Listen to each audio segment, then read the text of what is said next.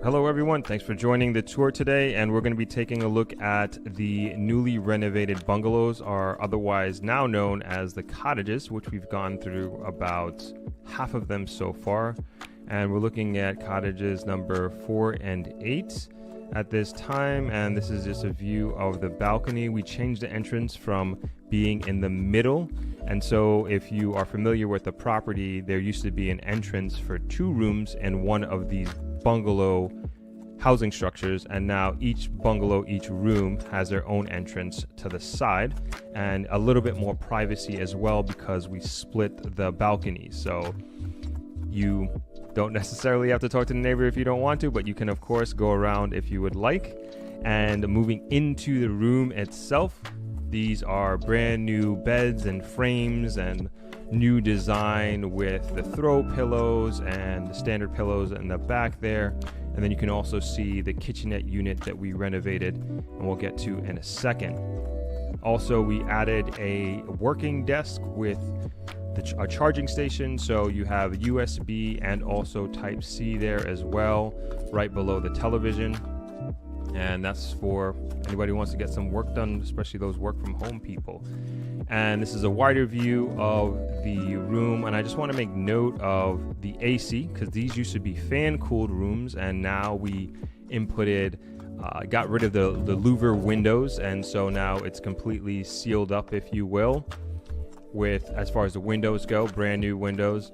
And also want to bring attention to the ceilings. So the ceilings used to be flat, and now we brought them up to an apex to give a little bit more room and make it feel a little bit more spacious, but still maintain the coziness. And also bringing some more attention to the far right corner of the kitchenette that we have, and we'll get to that in a second, and also the newly renovated bathroom. So we basically gutted this entire place. Even the floor tiles are brand new as well. And this is another angle of the bed, and just want to bring some attention to the LED bed frame, as well as the embedded nightstands and lamps, and another view of the kitchenette, I should say. And as you can see, it has basically all the utensils and tools that you might need to cook a meal. Included is a mini fridge there down on the left, and a hot plate, coffee maker, ice bucket, all the knives and utensils that you may need to feed a small family. Not necessarily Thanksgiving dinner, but you can definitely chef it up in there, especially if you're staying for an extended period of time. This might be a perfect type of accommodation for you. And that essentially is the kitchen. And now moving on to the bathroom. And as I mentioned before, like floor to ceiling, new floor tiles, new ceiling tiles. Got the LED frame around the mirror to just to give a little bit more lights. We changed out the square louver windows for the ship window, I guess you can call it. And we got the rainfall shower head and the glass frame shower door. Even the towel holders, those are all new. And again, trying to bring together everything in the room, the kitchenette, and to complete the cottage experience, if you will. So very happy and proud of how this was done, and really wanted to give a modern look and feel to this new room category, the cottage. And so also with this wider angle, want to bring attention to the closet. So you got some drawer space there, and you got some hanging space as well, and your safe, of course, and the ironing board is on the other side in between the closet and the window there. And yeah, another angle of the room, and also want to bring attention to that long standing mirror there, so full frame mirror. And that essentially is the bungalow, and this is kind of our way of paying homage to my dad and where he started from with this hotel, Travelers Beach Resort. Started right with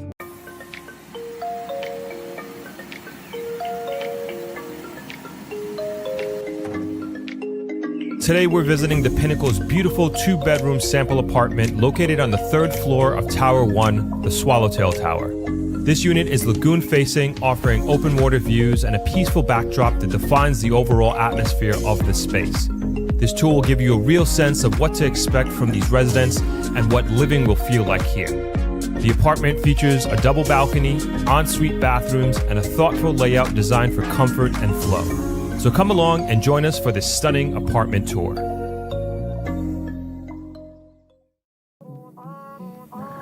So Kanya, this is a 2-bedroom that we're seeing, the concept 2-bedroom. Yes, this is our 1299 square feet lagoon facing 2-bed. Okay, and we are on the 3rd floor? We're on the 3rd floor, and remember, living starts on the 3rd floor. So this is the lowest possible level to live, lowest view that you'll get. Everything else is elevated, it goes up. So it's 1299 square feet. It's open concept, living, dining, kitchen. 9.5 feet is the distance between the ceiling and the floor. Category 5, hurricane-proof windows and doors. Quartz countertops, recessed lights, central air, and the furniture, of course, is for staging purposes. Okay, and so everybody will have an opportunity to choose and design, decorate? It depends. Okay. So in the residential tower, this tower, yes. Okay. But if you're in the Canary Tower and you're going to want to put your unit back with the hotel, we have a tier, different options that you can choose from. Okay. So obviously fully customizable, dream furniture, dream table. Of course, absolutely. Okay. Beautiful. And now moving into the bedroom. Which bedroom is this? Primary bed. This is the primary bed. This is primary bed. So you get this view. It's a rainy day, but still a beautiful view. Definitely. From this primary bed, look at the space. It's a king-size bed, night tables. You can recline here, ensuite bathroom with a wet room, right? Because you have your big bath where you can soak, and then there's also a shower. So that's one thing that I really like about this is that the space. I didn't know that's what it's called, the wet room. I just had a client say to me the other day, that's not really a bathroom, it's a wet room. And I'm like, yeah, it is a wet room. It's a wet room. You close this door and it's a wet room. And it definitely has that indoor-outdoor feeling. Yes. And you won't be outside looking in, you won't be able to see, but you can stay inside and look outside. So you can be soaking while taking in that view. Yeah, nobody can see you. Yes. That's good, that's awesome. Yeah. No, I love the layout. I love the tall ceilings as well. I'm a huge fan. Of high ceilings, yeah. Definitely. Very nice. And you get 2 balconies here. Yes, so you have one to the left, and then one in front, and then this one. Ooh, you feel that breeze? Yeah. This one goes all the way down to the secondary bed.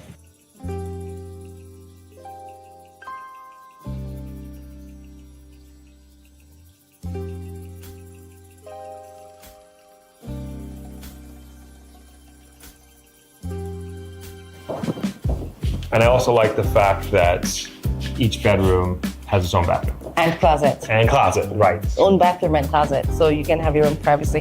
One thing else that I like about this, about all the units, although it's central air, each unit still has your own control. So you can have the AC out here, the master one is on, you can adjust it to what you want in your bedroom, on, off, whatever the temperature. You can do that in your bedroom. Very nice. Closet space, bathroom. See how the lights came on? See how the lights came on? I didn't touch anything. I love it. Nice. Very nice. Again, tall ceilings, tall enclosure as well. A lot of space for showering. Tons and tons of space. I love the inset as well. Anytime I go, it feels like a hotel, you know. And the finishes? Yes. The finishes, but anytime I go to a hotel, like the bathroom is so important. And having that, as simple as that is, it is a huge convenience. It is, absolutely. Very beautifully designed. And this behind us with the balcony. This is a balcony with more views. Very nice. Grade 12A porcelain tiles. And same, we're consistent with the windows and doors, 9.5 feet. Category 5 hurricane proof. Excellent. And we just went through Melissa. Still here. No problem. Nothing. No issue at all. No damages at all. And I would presume that because the glass is so thick and it is made for that type of impact, that's why it's so quiet in here. Exactly. And you don't hear the outside traffic or even the rain that is coming down right now. You hear nothing from outside. That's crazy. There's construction going on right now. You don't hear any construction noises. Once they're closed, that's it. It blocks out all the noise. That's huge. Amazing. Talk about peace and quiet. Peace of mind, serenity, relaxation. Yes. Oh, this is great. This is great. And how much would a unit like this go for? This right now is 691,000. This exact unit. 691,000. Yes. Man, get it while you can. Get it while you can. Get it while you can. Now, this is absolutely beautiful. Thank you, Kanya, for taking the time. You're welcome. It was a pleasure. I hope you enjoyed the tour of this third floor, 2-bedroom, lagoon-facing apartment at the Pinnacle Swallowtail Tower. If you'd like more information on the Pinnacle, please scan the QR code on the screen or visit the link in the description below.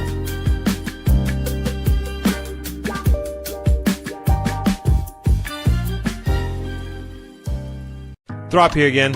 As you're probably hearing, Jamaica is on an unprecedented economical tear, and I know many people are interested to learn how they might be able to buy property in Jamaica, move here, or even start a business. Enter Throp-X. This is my annual Jamaica investment conference hosted at Travelers Beach Resort in Negril, Jamaica. If you're even considering moving to or investing in Jamaica, this is the best low-risk opportunity to do your due diligence and network with the very people driving the country forward. This event brings together a group of hand-picked, trusted, top-of-their-field individuals, the best developers, contractors, real estate pros, lenders, and government partners, all under one roof to help you make your move. This is very much an action-focused premium conference experience geared towards empowering you with the tools and team necessary to create your Jamaica dream. We've partnered with the Tax Administration of Jamaica to help you get your TRN and even open a bank account, all conveniently located on conference property. One of the most popular parts of the conference is the real estate tour. It's the best way to understand Jamaica's real estate market, seeing and experiencing properties firsthand so you can compare apples to apples. Another incredibly valuable part of the conference is the people you will meet. Attendees have been some of the most dynamic, inspiring individuals I have met doing incredible things with their lives. As always, this year will be fun, educational, and actionable, giving you the tools, insights, and connections to invest, build, and move to Jamaica. For more information, please visit Throp-X.com and join our mailing list. This podcast is supported by Discovery Water. Whether I'm working or training, I reach for Discovery Water, 100% premium Jamaican spring water. Bottled in glass, no plastic, no gimmicks. Refill, not landfill. Just clean, natural hydration from right here on the island. Happy Sunday, everybody. I hope you all are doing well. I hope you had a great week last week. I hope you're having a great weekend so far. We got, I guess you can call it a fun one today, at least an informative one that we have going on today, talking about a few different things. There we go. We're talking about a few different topics today, as you can see from the thumbnail and title. The main ones being NaRRA, and if you don't know what that is, we're going to talk about that, which is very much changing the country, or will be changing the country in some really big ways. We went over it briefly a couple of weeks ago when we discussed the Prime Minister's budget debate, and we went through that, watched it together actually. But I think that it's going to be, if done correctly, done right, or implemented the way that it's intended, it could have some real positive consequences. And also, there are also some controversies in it as well, which we can discuss today. We are also going to be talking about the water project here in the West. We talked about this last year, I believe, when it was passed. I forget how many tens of millions of dollars, but the water network of Jamaica is expanding. And as you may or may not be aware, we have a serious water, essentially crisis at times here in Negril. Definitely a crisis, where we have water trucks running up and down, hotels, residents running out of water, parts of Negril, particularly the deep west end, that doesn't have running water. So a lot of that is being addressed. A lot of that, in my personal opinion, the implementation of these large-scale infrastructure projects, particularly here in Negril and in the west, it's in preparation for the expected expansion that is coming, and it is going to be happening. And there's a lot of prep being done for that, particularly as the public sector projects get underway and ground is being broken. I think we all can assume that, not even assume, I'm hearing and seeing a lot of private sector investment that is coming to support what's happening in the public sector, and vice versa. They each are supporting one another, but the expansion is coming. The increase in population, particular to Negril, to the west here, is coming, and you're seeing the preparations being put in place. But before we get into all that, the music is loud, sorry about that. Before we get into all that, please let me know what city, what state, what country you are chiming in from. Always love to hear it. And we can get the stream started after that. There's a comment that I want to talk about after we go through some previous comments. I saved one here talking about moving here. And it's in line with a few conversations that I've been having this week, as a matter of fact. A lot of exciting things. I want to talk about Throp-X as well, because we have a lot of exciting things happening with Throp-X. Really, really exciting things. I hope this is not going to force me to do Throp-X twice a year. This is too much. I'm too much. Who's to say? But it's a lot of work, I can tell you. It's a lot of work doing one, as you can imagine. But it's just, we have all this production and videos coming out, which is like the fun part of it. But then like you have the business side, logistics, which is the side of it. I'm like, forget that. We could skip that, but very, very important part of the process. And so nonetheless, I'm excited to share some insight with you about what's happening with Throp-X. And I think that you all will be excited about as well. Let's go through some comments here, and then we can get going. Warren, what's going on? Hey, Throp, booked the suite again this year after a wonderful stay for my wedding at Christmas. Awesome. Looking forward to having you back. Noel is chiming in from the USA. That's all I'll say right there. What's going on, Donna? Happy Saturday to you. Donna says happy Saturday. Donna says happy Sunday, Throp and Throppers from Ottawa, Canada. Welcome. Blessings, guys. Noah says now that's really nice. I hope that you all would get the support from our community as needed. 100%, no excuse. Yes, that's talking about the Pinnacle, very, very beautiful property. And as you saw, if you'd like any more information or would like to consider purchasing one of those units, you can go to my website, or you can visit the Pinnacle's website. The link is in the description. Take a look at that. Adana says, Throp, I would love to see you interview Chef Andre Fowles at Skylark, 3-time winner of Food Network's Chopped competition, and his cookbook, My Jamaican Table, is amazing. All right, got to check that out. Ordered by Bruce Springsteen. That sounds pretty awesome. Part of the proceeds of the book go to the Rock House Foundation. Yeah, great foundation, doing amazing things out here in Jamaica. Jay Fitz, what's going on? Hi, Throp and family, checking in from Atlanta, waiting for the Miami Grand Prix to come on. Awesome. I always like to save that for, like, not watching it, for Drive to Survive on Netflix. I mean, I just love the drama of it and love not knowing what actually happened in the race as I go into it. But yes, that is very, very exciting. Hope you enjoy that. Shelly, what's going on? Greetings from Toronto, Throp. Good to see you. Brick, St. Anne, Jamaica in the building. Hello, Throp and Throppers. Laverne, Mount Dora, Florida. Welcome. Please listen to Donna. She says, please hit the like button. Definitely helps out a lot. Checking in from rainy Florida. Yeah, we got no rain. We got good weather here today. So far, it's actually, when I came in the studio, it was actually a little bit cloudy outside. Ebony says, Throp-X is very informative. Keep it going. Absolutely. Thank you so much. Hey, Throp, chiming in from Florida, from Orlando, Florida. Good to have you on. Greetings from Toronto, Throp. That's Rich. What's going on? Thanks for chiming in. Emily says never too much. You're right about that.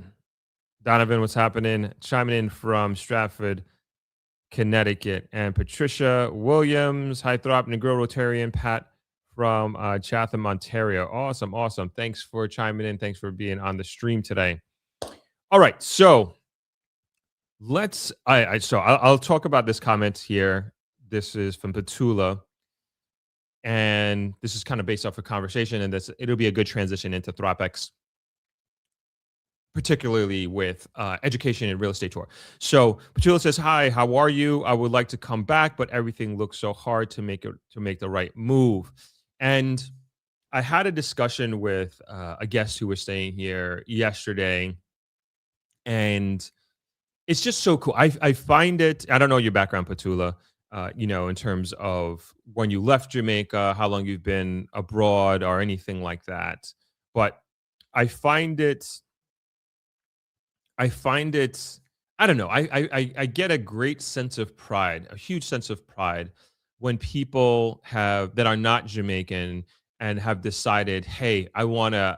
There's something that's drawing me here, and essentially, I was born in the wrong place, and Jamaica is the place that I'm supposed to be born, and this is where I want to move. I want to move my family here. I want my kids to go to school here, and I think it's so amazing, that you you make that decision to make such a big move, and then you have this sense of yearning, so to speak, and affiliation, and just a relationship with the island, the people, the country, the culture, everything. So much so that you're uprooting your life from wherever it is, and you're moving here to follow your spirit.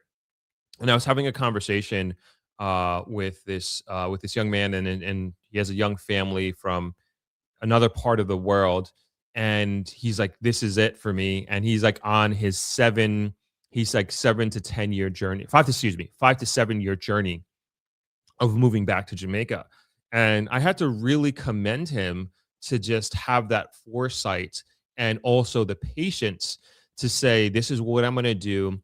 This is how long I think it's going to take me to actually get on that path and then actually implement it in a responsible way," because has a young family, and he has a child and a spouse to take in consideration. And we're just having a conversation about how to do this, and I hope this is answering your question or addressing your comment, Petula. And the first thing which he had right, and I had to commend him on, was this, like, figuring out the money part. I think that's so important. And I've seen so many people who have fallen in love with Jamaica and just kind of have that same feeling I just expressed to you about they were born in the wrong place. They love Jamaica. They love it here. They belong here. And they go off of that emotion solely and alone. And I get it. I understand it. You're perhaps not happy, or not the happiest where you're currently living. And so they just, pack a bag and go, little to no planning whatsoever. And then they get down here and things don't work out the way they expected. And they find out living somewhere and vacationing here for a week or even a month or so is very, very different than actually paying rent, going to the grocery store, finding a social circle, and then also your income and figuring that out. And then you try to wing it. And you also discover that Jamaica, especially, very dependent on where you live, but in general, Jamaica, I always say, it's not a cheap place. It's not like, I always compare it to, and these are places I've been to, so I can speak directly to it. It's like, it's not like a Colombia, it's not like a Thailand, it's not like a South Africa, where it is, especially if you're coming from, the Western nations, like you're coming from Europe, or you're coming from America or Canada, first world countries, and you go to these places and your dollar just goes so much further. And then on top of that, their just cost of living is extremely low. And so you can afford to wing it. You can afford to make certain financial mistakes for perhaps even an extended period of time, depending on how much you have saved up. And you can just kind of figure it out, as you go along. And in addition to it, I have to say, and also in comparison, their infrastructure is, quite honestly, like, it's just more advanced than Jamaica. They're just further ahead. And I'm talking about South Africa, Thailand, Colombia, which, maybe you wouldn't think that.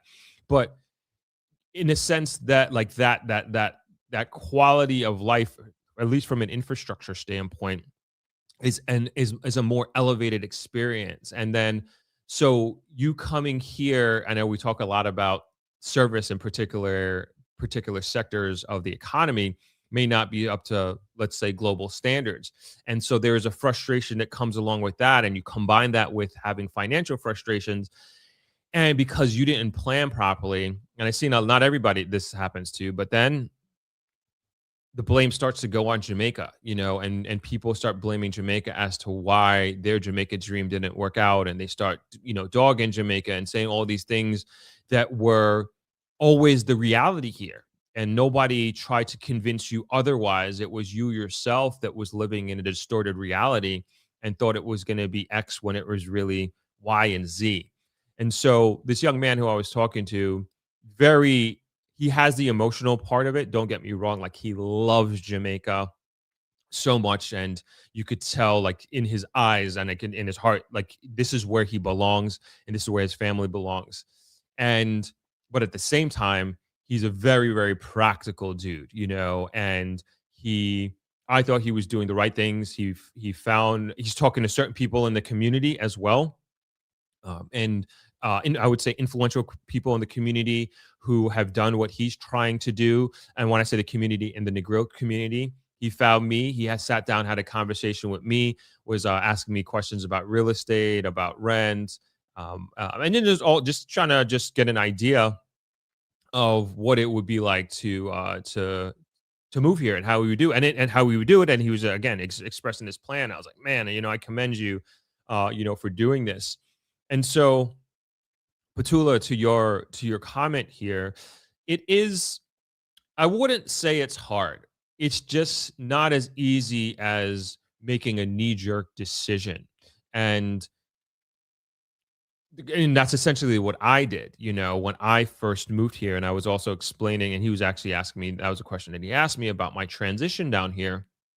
And I told him, as many of you already know my story here, I had an extremely, extremely rough transition the first year that I moved here, it's crazy, but I will have been living in Jamaica come June this year for 20 years, which is insane. Like, I can't believe it. Like, it just goes like that. So essentially, I've been living here 20 years. And I remember the first year that I was down here, it was a terrible, terrible, terrible transition. And when they say ignorance is bliss, my goodness, I mean, that is one of the silent truths of life. I don't know how else to describe it.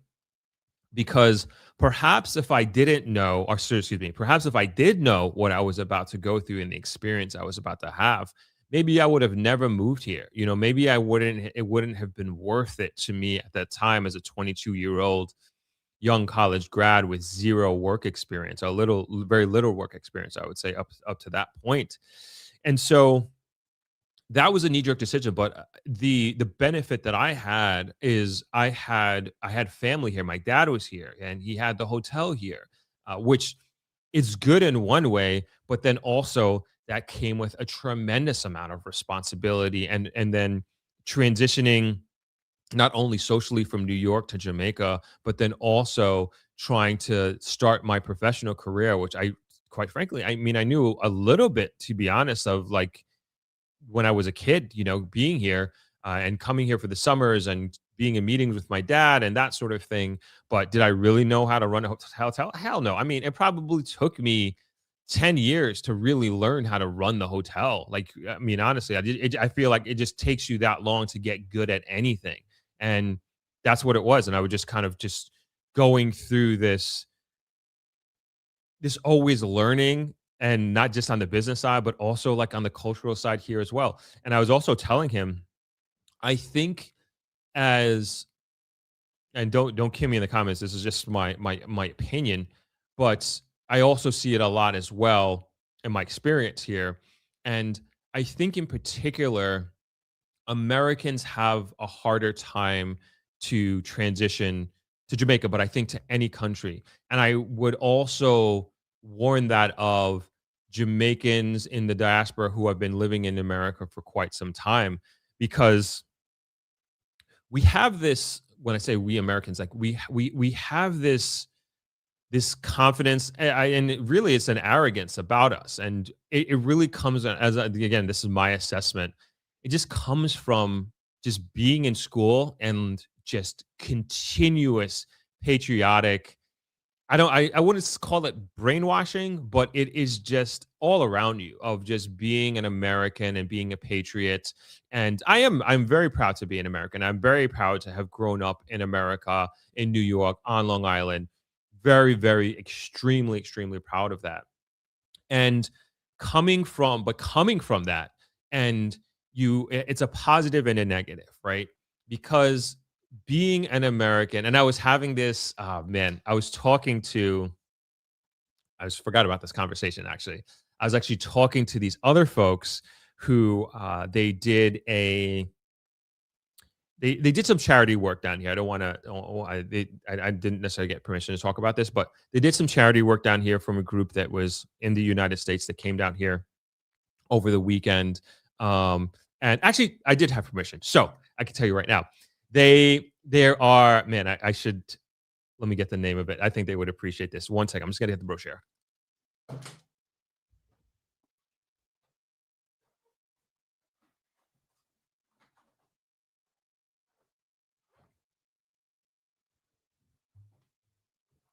right, sorry about that. All right. So this group, it's called NYPD, Jamaican American Law Enforcement Organization. And this is them. And then they did this wonderful charity work over the week. They were here in the Grill, and they were all over Westmoreland and Hanover. And they dropped off some goodies, which I think is awesome. And they have a few hundred members in New York. And great conversation. And part of the conversation we're having was, like, again, going back to this American arrogance, if you will, and it's a double-edged sword, and there's two sides to this coin. And I was speaking to some of the folks from there, and the conversation we were having, they went into the charity, and they were doing charity work, excuse me, and we were talking a lot about mentorship, and they were having these mentorship conversations with these young people. And they went into this church, and there were these young people there, and they felt, young Jamaicans, that is, and for whatever reason, they felt, and I see this a lot in the Jamaican culture, is they felt that they were less than the group, and that they belonged in the back. And the person from this organization was like, no, absolutely not. You belong up here. You're on the same level as everybody else, and you are just as worthy to be here and to be a part of this, and don't feel that you need to make yourself smaller because of whatever it is that you have in your head. And what I told her, I was like, I agree. And she's like, she doesn't understand why that is. And I was like, I told her that I see that a lot here in Jamaica. Definitely like a classism thing. Like, we all know this, the uptown downtown situation, and also even like in just social circles, like, you just feel it. Jamaica can be very cliquey, and it is what it is. I'm not here to bash Jamaica or anything like that, but I'm really talking about, particularly with young people, like that psychology. And it's very counter to the American psychology. And the psychology, that sort of psychology, I would think, just comes from the colonial hierarchy, if you will. But America, it's just that doesn't exist. And we are just like taught from when we're kids, like, no matter what, like, we belong to the table, we belong at the table, right? And you have this sense of just confidence, like you can, not in a disrespectful way, but you can talk to anybody, you can express your opinion. And I also think that coming from New York as well, I mean, forget about it. I mean, you're just not going to take certain things, and then, no, somebody isn't just going to belittle you. And then I also think, because of coming from New York, whether you're a billionaire will take the train, and also somebody who's making minimum wage is going to be on the same train, and like, we're all together, and there is no real separation, if you will, when it comes to that. So you're just, you'll be on a train, and somebody will be in, like, you have somebody in a Nike tech suit, but then sitting right next to them, they'll have, the $5,000 Louis bag and the red bottoms, et cetera, et cetera. again, and it just psychologically, at least in my mind as a New Yorker and American, like there is no separate, like, there is no you're better than me or I'm better than you or anything like that. And what that does, I think, here, or what, on the negative side of things, coming back to Jamaica here, in my experience, is we were also taught that America is the best and we are the best, like from my earliest of memories. So you go through the world as a young person, as a young American, and into your adulthood, and we are the best. I mean, nobody can tell us differently. I promise you. And at least for me, when I started to travel, is like particularly to Europe, that's when I started to realize, like, oh my gosh, we are not the best. Because even when I moved to Jamaica, and this is where the negative part came in, and the arrogance came in, is that I was very, very, very much imposing my cultural norms that I grew up with in America onto the culture here in Jamaica, which is not fair at all. And it also is a silly thing to try and do. And again, from my experience, I see so many Americans come down here and do the same thing that I tried to do. And they're just like, oh my gosh, I can't believe you don't do it this way. I can't believe, how could this be possible? Da da da. And it's just like, man. And I'm not saying that there can't be more efficient ways of doing things or better ways. I'm not saying that at all. But again, our attitude, and I see it's not just in Jamaica, and it'll be an American going to England, and it'll be an American going to Germany. That's not the way we do things in New York. That's not the way we do things in America. Like, and if you come to Jamaica to do that, and especially if you're moving here, forget about it. You're sticking a square peg in a round hole. It's just not going to work. And that was a big, huge, huge part of my frustration in moving down here, is that I really didn't have the presence of mind to take a breather, understand what I was going through, and that the onus of adaptation was 100% on me. And essentially, if you come in with that attitude, you're basically saying, I'm here to change a culture. I'm here to change something that has been done this particular way for the existence of time, or whatever it may be. And I think that that's where a lot of folks get themselves in trouble down here. And then when I say in trouble, it's really more internal frustrations that they face more than anything else, and trying to just frustrate themselves unnecessarily. And it's more of, having an attitude of adaptation and working with the program.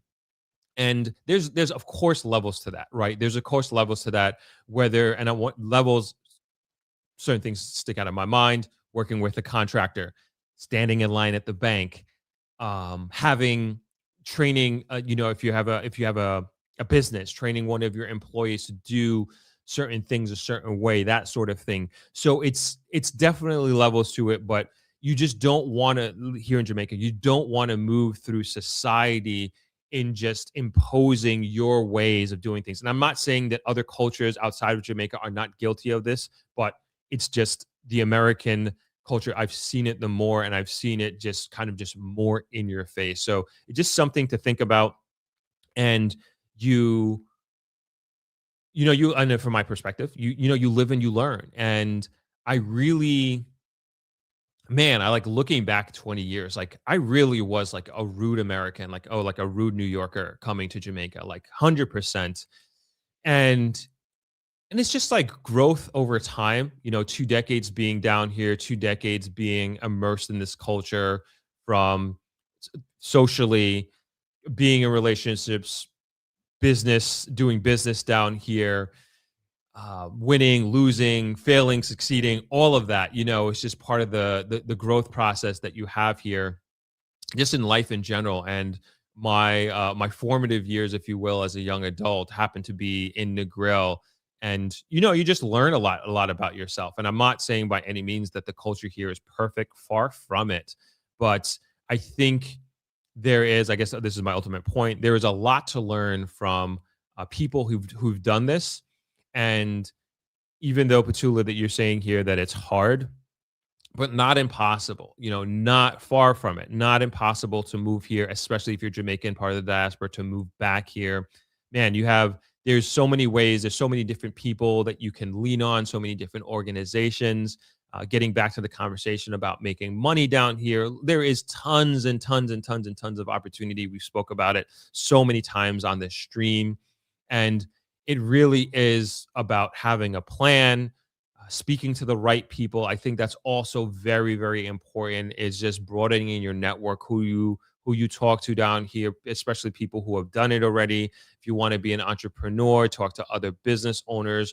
If you want to raise your family here and you have young kids, learn about the schools and the curriculum, all these things. It really, really is about preparation more than anything else. And you can have an extremely, extremely successful transition. And ultimately, I know I'm probably preaching to the choir here, but I mean, life is beautiful down here and can be very, very, very beautiful down here if you do it. I won't say right, but if you do it smartly, and there's no right way to do it. Don't get me wrong. It's just everybody's way is going to be slightly different, but fundamentally, there are some things that you can do in a smart way that can help you avoid just a lot of headache. And I think the challenges of moving here in 2026 and beyond is very different from when I moved here in 2006, 20 years ago. And I think it's more positive, because I didn't have anybody to help me through my transition down here.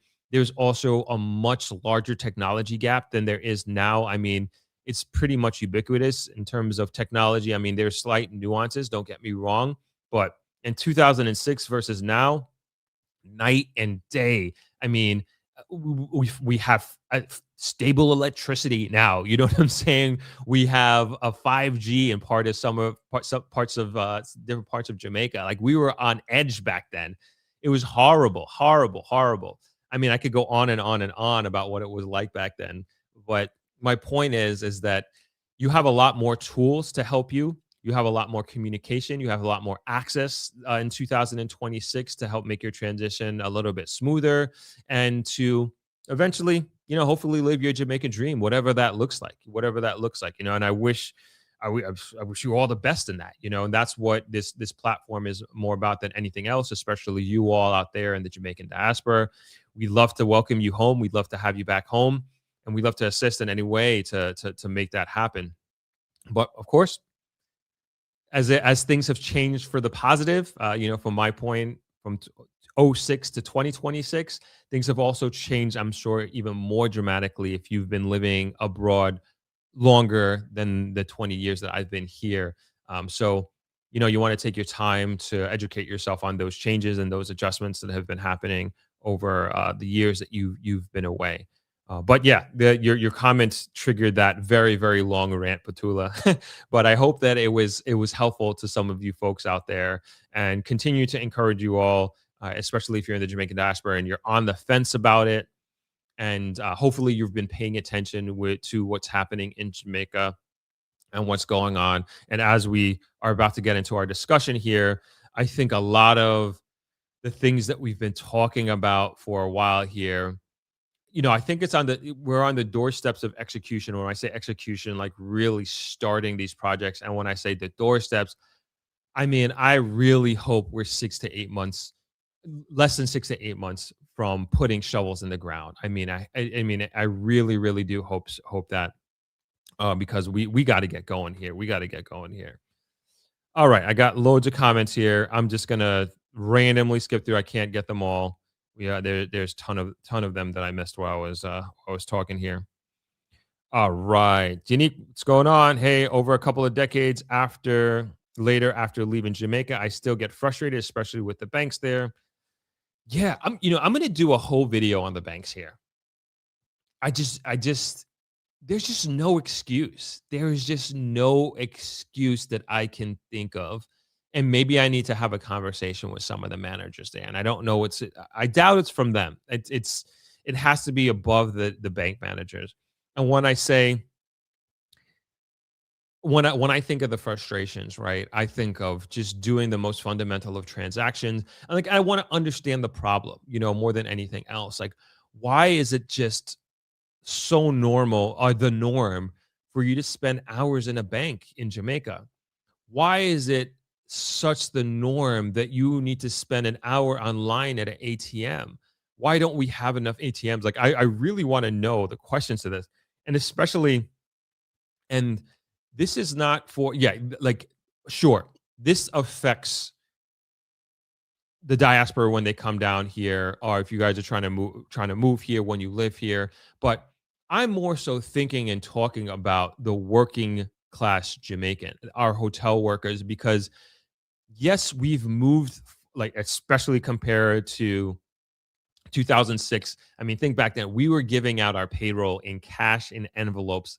And God, I hated doing payroll back then. Talking about it changed. Literally, that was one of the first things that I changed when I came into the business.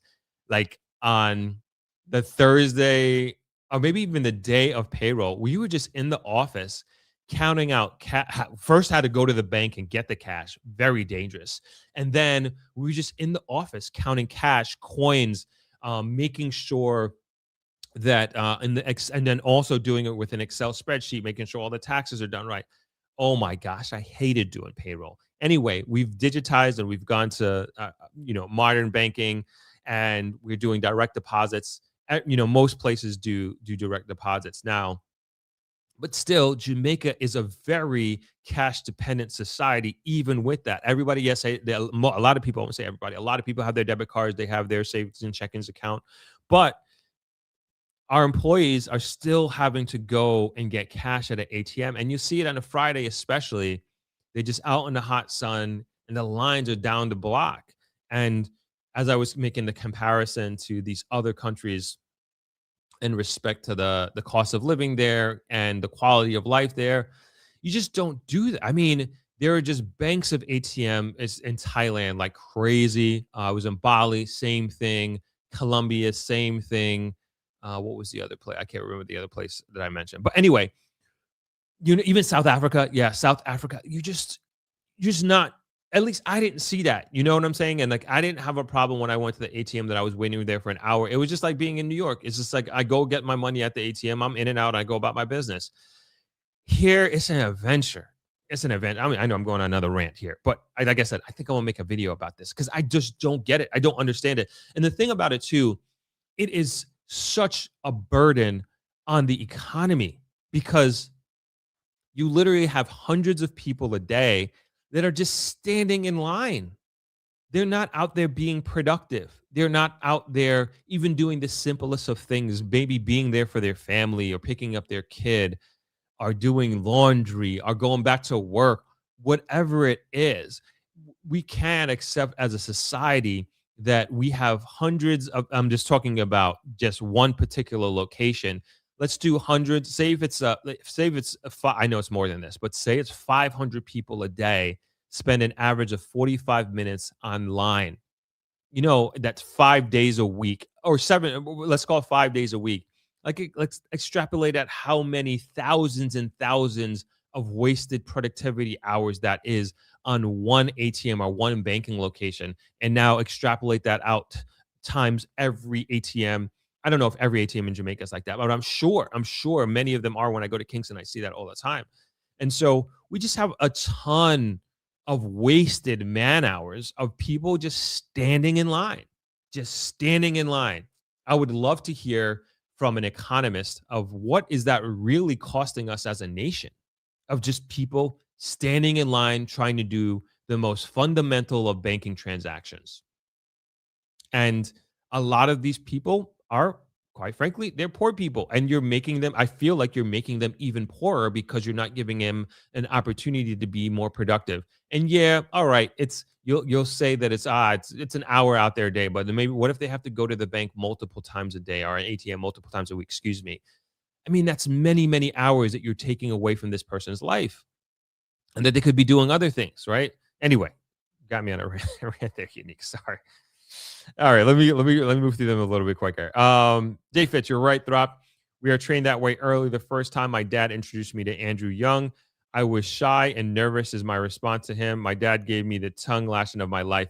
So funny. Oh my gosh. I met Andrew Young back in the day as well. And there was at a Carib news conference, and I was older at this time, and it was obviously a great honor to have shook his hand and to have met him.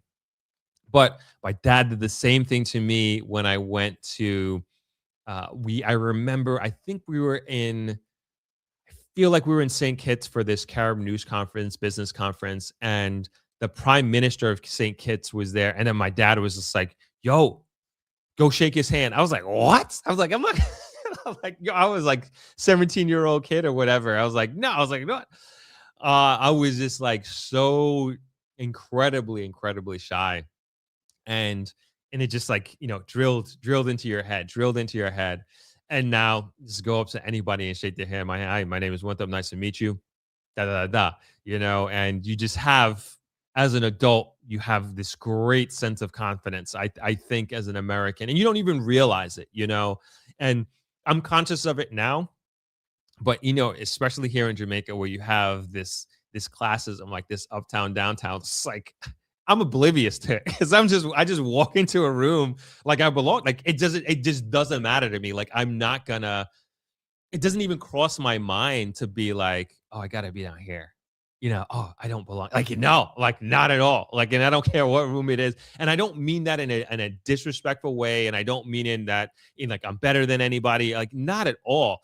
It is just I don't know how else to move through life. And it's a great thing to have that confidence, I think, but it does need to be tempered, and I think it's important to be aware of it as an American. And I think most Americans are completely oblivious to it, And I have a greater self awareness now, obviously, than some of the examples I was giving you than 20 years ago. Great, but at the same time, like that is innate in me, and a lot of, I think a lot of Americans can relate to what I'm saying. Or you may not even know that you have that about you as an American until you start traveling, until you start going to other places. But it's in you. It's in you. I could tell you that. I could tell you that. Even if you're a shy American, it's in you.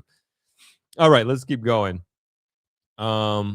Rich says, I love that you're addressing this. It's important people to be mindful of biases that they carry within them. Yeah, exactly my point. Let's keep going here. Jala Ford. Hello, Throp and Throppers. Yes, one does best when one aligns themselves to culture and how things are done. The frustration soon subsides. Yes, and I think there's great advantages of that, and there's so much, and I think this is an element of what makes people fall in love with Jamaica so strongly, so deeply, and sometimes so quickly, is like there is a freeness here, right? And there is, they call our America is the land of the home, the land of the brave, land of the free, right? Am I saying that right?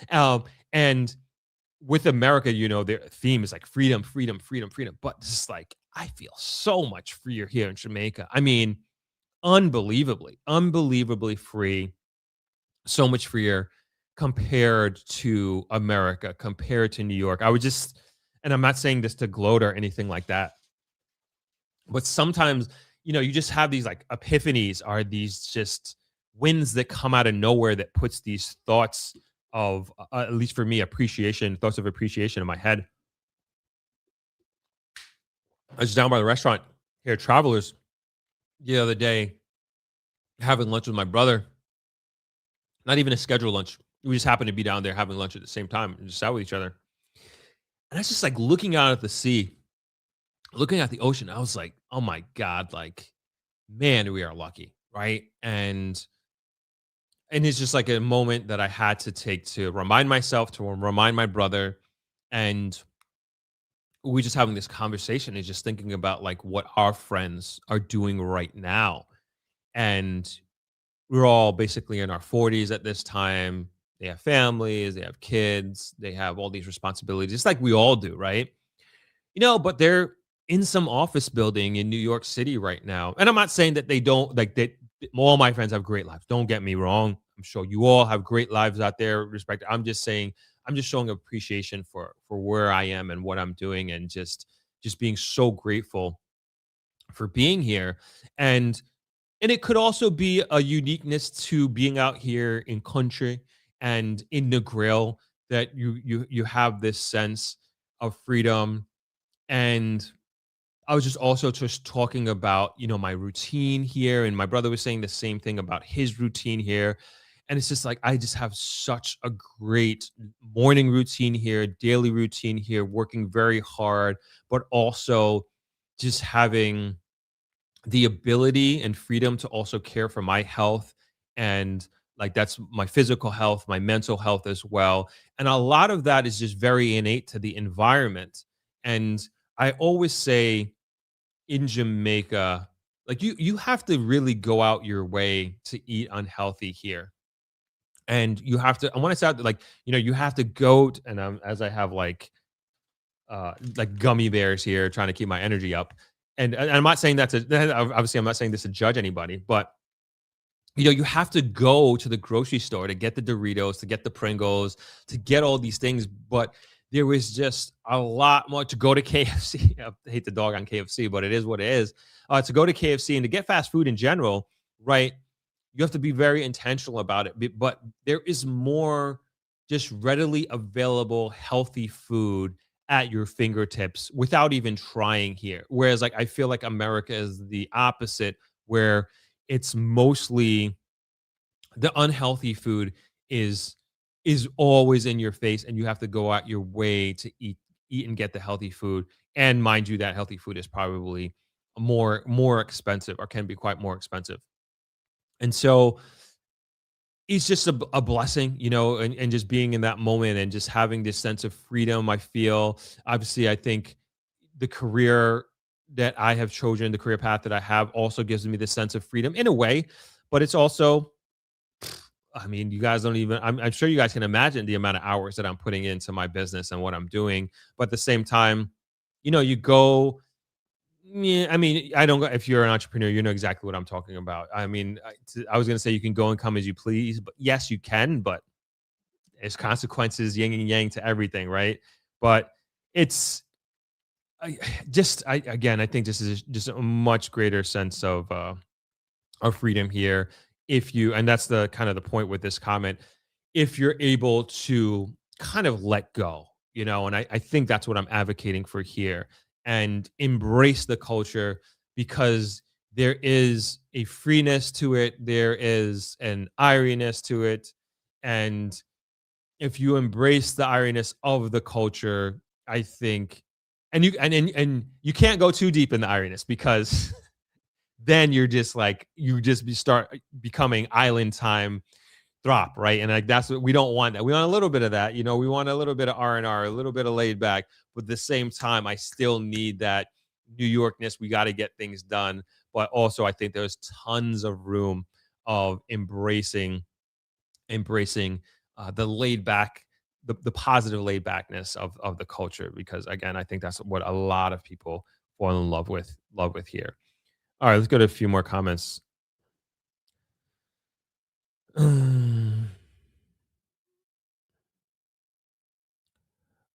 Let's see. You can send. Oh, nope. Love your rants. Thank you. Yeah, I did not mean to be going down this path of conversation.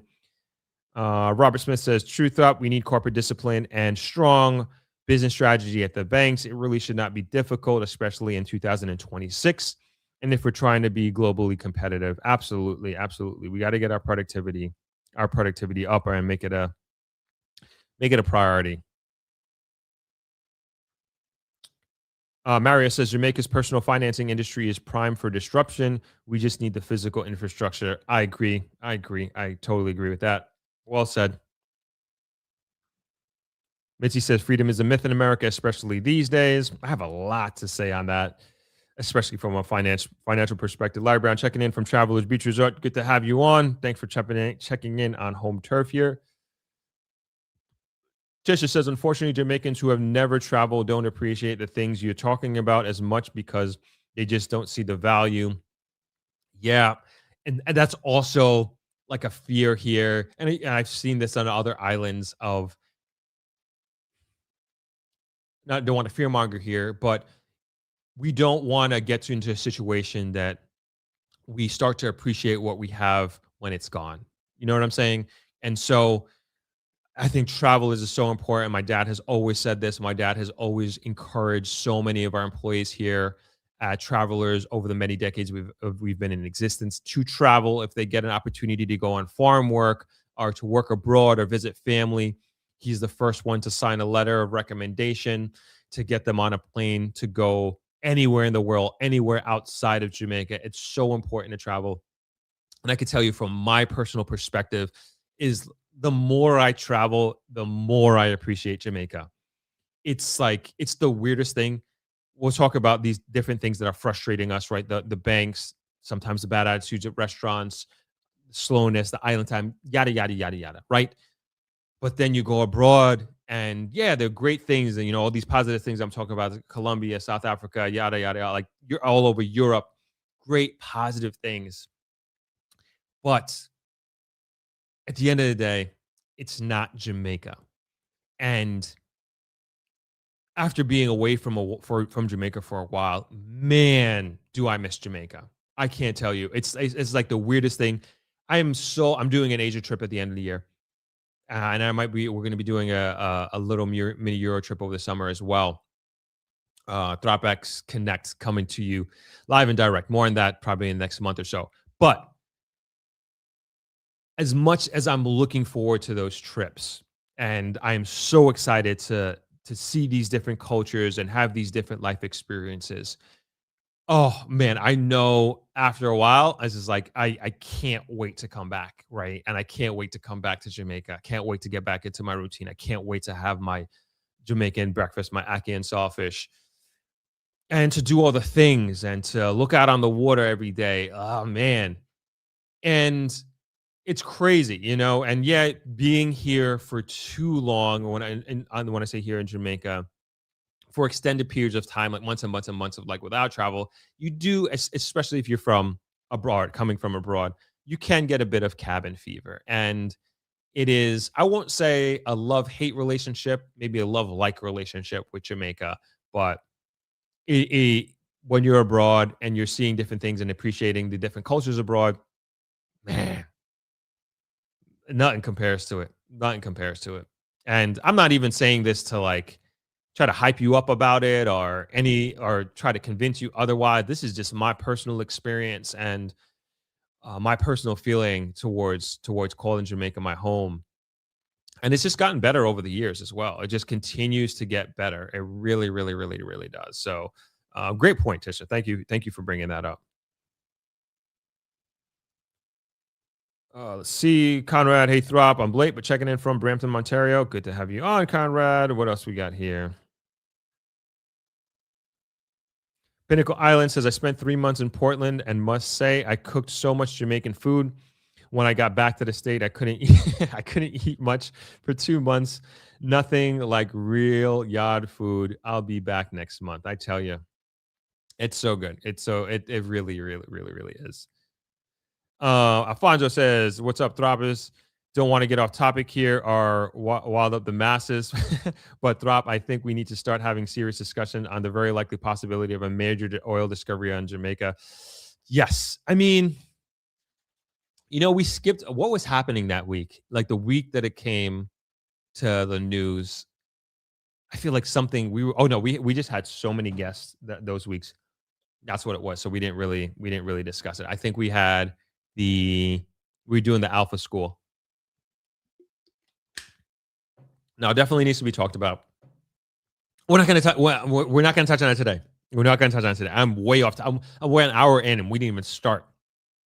And this is supposed to be a short stream today. All right.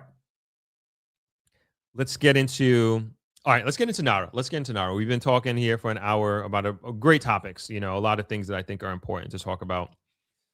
And I do want to.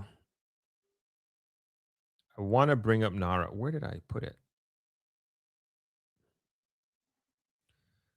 All right. I want to bring up NaRRA so in a way that we are all on the same page, and I still can't find my notes here. All right. Got it. Okay. So just so we're all on the same page.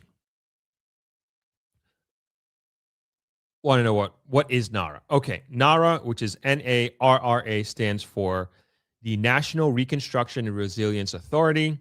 It is a centralized agency established by the Jamaican government to coordinate post-hurricane rebuilding and resilience efforts. Key objectives and functions. Post-disaster recovery. It was created to manage reconstruction projects following the devastation caused by Hurricane Melissa. Efficiency. Designed as an implementation machine, NaRRA aims to eliminate bureaucratic red tape, fragmentation, and project delays. Long-term resilience. Rather than just rebuilding what was lost, NaRRA serves as a hub of technical excellence to ensure infrastructure is modernized against future climate threats. Speed and oversight. While fast-tracking both public and private investment projects, it is also structured to operate with transparency and community. So with NaRRA, there's been it got passed last week, but there is, Auntie, thank you. I forgot about, yes, we're doing a Fiji trip this summer too. I also very much miss Fiji and has a lot of similarities to Jamaica, but that's a conversation for another time. Thank you, Auntie. So a lot of controversy with NaRRA. Let me bring up this article. Got a lot of articles today. So one of the, I guess two of the controversies with NaRRA is, I guess both same, it's basically transparency and oversight. I don't know if you consider them the same thing, but they both fall under the same umbrella.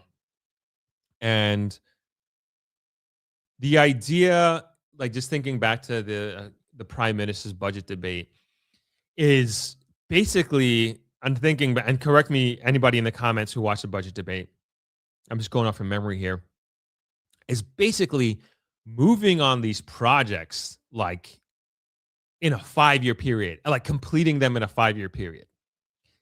And a lot of them are exciting. We mostly looked at the road infrastructure, the road network part of it, especially as it relates to Negril and the West here.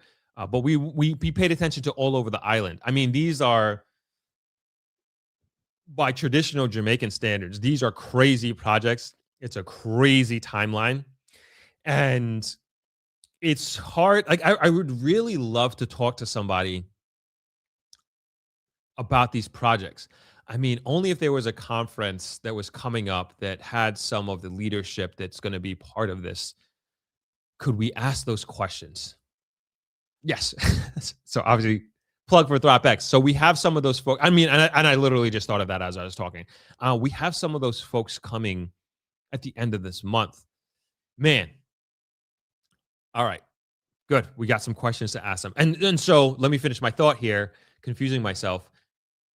I would love to find out like what we can expect this to look like.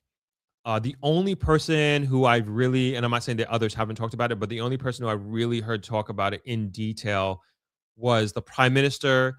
I heard different other government officials basically advocating and supporting it. But what is, like how is this going to be done? How is this going to be done? What can we expect? What is this supposed to look like? How are contracts being granted now that it has been approved? What sort of timeline can we expect for the first shovels to go into the ground? How do you qualify the contractors? Do we have the manpower? That's like probably one of my biggest questions, because we were already in a labor shortage before this. Remember, we have already been bringing in labor into Jamaica over the last 3 years or so because of all of these hotels being built, these residents that are being built out, the residential developments that are being built out. Jamaica doesn't have enough manpower. And now you're essentially going to be implementing $5-6 billion US worth of construction and infrastructure developments within a 5-year period. Where are we getting the manpower for this from? like what is the intricate plans for this? So I haven't looked at this in detail. Like, I mean, quite frank, like I'm using news sources. I'm using the Prime Minister's speech. That is how I'm formulating my opinion, and that is how I'm formulating my questions here today. So I would love to speak with somebody about that, or a group of people, like to just really find out what's going on, how this is happening. Why don't we try to do that as we're having this discussion? Maybe we could try to get somebody on here in the next couple of weeks on the stream, maybe even before Throp-X. And I think it's just good to speak with these folks about how this is going to be done and what this is going to look like. Because again, if we're going back to the Prime Minister's budget debate, the speech, I mean, this is going to be monumental, absolutely monumental, unlike anything we've ever seen before, at least how I'm interpreting what I've read and what I've heard through these speeches. And so if somebody knows otherwise, I'd love to hear, your comments. But I mean, this could be crazy. I mean, could literally be crazy. This could be crazier than anything that we've been talking about over these years on the channel. And it could be what happened to Jamaica with the hurricane. This could be one of, I hate to even say this, but like one of the greatest things from a financial and also infrastructure improvement. One of the greatest things that ever happened to Jamaica. I don't know. I mean, it's just kind of crazy because if you look at it as well, and it is what it is, right? You're using this legislation, NaRRA, to, yes, help quickly rebuild areas affected by the hurricane, and then also rebuild, but then also fortify this climate resilience plan. And this gives you, NaRRA, that is, this gives you the speed and the money to do it faster than anybody else would have been able to do. Like, we got to think, if you were trying to use traditional bureaucratic policy that has been in place in Jamaica to do something like this, we're going to be sitting here frustrated like we are with I have an article on the Spark program, right? We're going to be sitting here frustrated with our beach park downtown Negril. So many things that we can talk about that have been approved and earmarked. These are our projects that have been approved and earmarked by the Jamaican government, but nothing has been done, right? And now you have the power, right? Now you're cutting all this red tape that was before an excuse, sometimes a legitimate excuse, but nonetheless, the thing was not being done. And it's not just Negril, it's not just Westmoreland, it's all over Jamaica. And now you have a tool that allows you to just slice through all of that. And not only do you have the ability to slice through all of that, you also have the funds, and you have an amount of money to focus and invest and direct in a way. The amount you have, we've never had this before. No, and again, somebody who knows Jamaican history better than I do, if I'm saying something incorrect here, please chime in. But as far as I know, there is no prime minister, there is no party that has ever been in power in the history of Jamaica that has had this much money. I mean, by billions more, and then also having the ability to execute and distribute these resources for these different projects. Man, crazy position that Jamaica finds itself in. And I don't think we are appreciating where we were 6 months ago. Yeah, man, you know what I'm saying? And like, I'm even thinking back to us as a hotel going into the winter season that we just went through. I mean, doom and gloom, and you're just one day at a time type situation.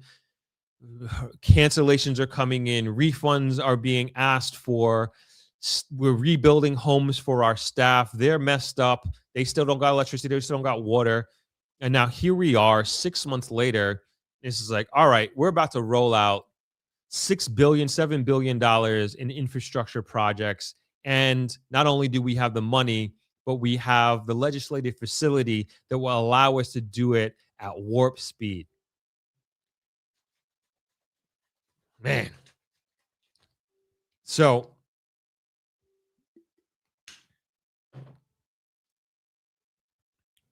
now, I was like, can they do it? Right? Like, let's see. And again, this is my interpretation. We're gonna, I promise you, we're gonna get somebody on here. We're gonna talk about it.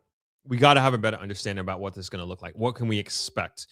And I know that we got Throp-X coming up. You can learn about that. I'm sure you got the Diaspora Conference coming up in June. I'm sure you can learn about it there. You know, I was on, not to take away from my conference, but I was on a call. VM Group is our platinum banking sponsor for Throp-X, May 2026. And they have been for the last few years. And, you know, one of the questions that they asked me is it a problem or a concern of yours that the Diaspora Conference is so close to Throp-X in May? I said, absolutely not. And the more people, especially the diaspora, that we can get to come to Jamaica and come home to learn about what's happening, to educate themselves on how they possibly could move back here, how they can invest here, the better it is for this country. And so I say this to say that would love to have you for Throp-X in May, would love to have you for Throp-X in November. Very, very different experience, outcome than the Jamaica Diaspora Conference. Two different products in their own way. However, we're all trying to accomplish the same thing at the end of the day. And if you can't make either of those Throp-X's, but the Diaspora Conference lines up for you in June, go. There's too much happening right now for you to miss out. There's too much that's going to be implemented for you to be on the sideline to say, oh, I wish I had known, only if I this and that. This is the time. These are the conferences you don't want to miss at this juncture. This is a very, not only is it a small window, it is a once in a lifetime window. This isn't going to happen again. The government is not going to be sitting on $7 billion that they got after a horrific natural disaster. Very, very, very unlikely. And it's not something that you should be betting on. And it should be like, hey, this is everybody should look at this. This is a once in a lifetime opportunity. So once in a lifetime experience that Jamaica is going through. And there is so much happening on the island. There is so much happening in Throp-X alone, you know, and I only know so much, but man, what I know is a lot. And it is very, very, very powerful, I'd say. And there's going to be, I'm sure there's going to be so much that's going to be discussed at the Diaspora Conference that I have no idea about as well. I don't think I'm going to be able to make it. I actually would love to go, but I think I'm actually going to another conference in the States during that week.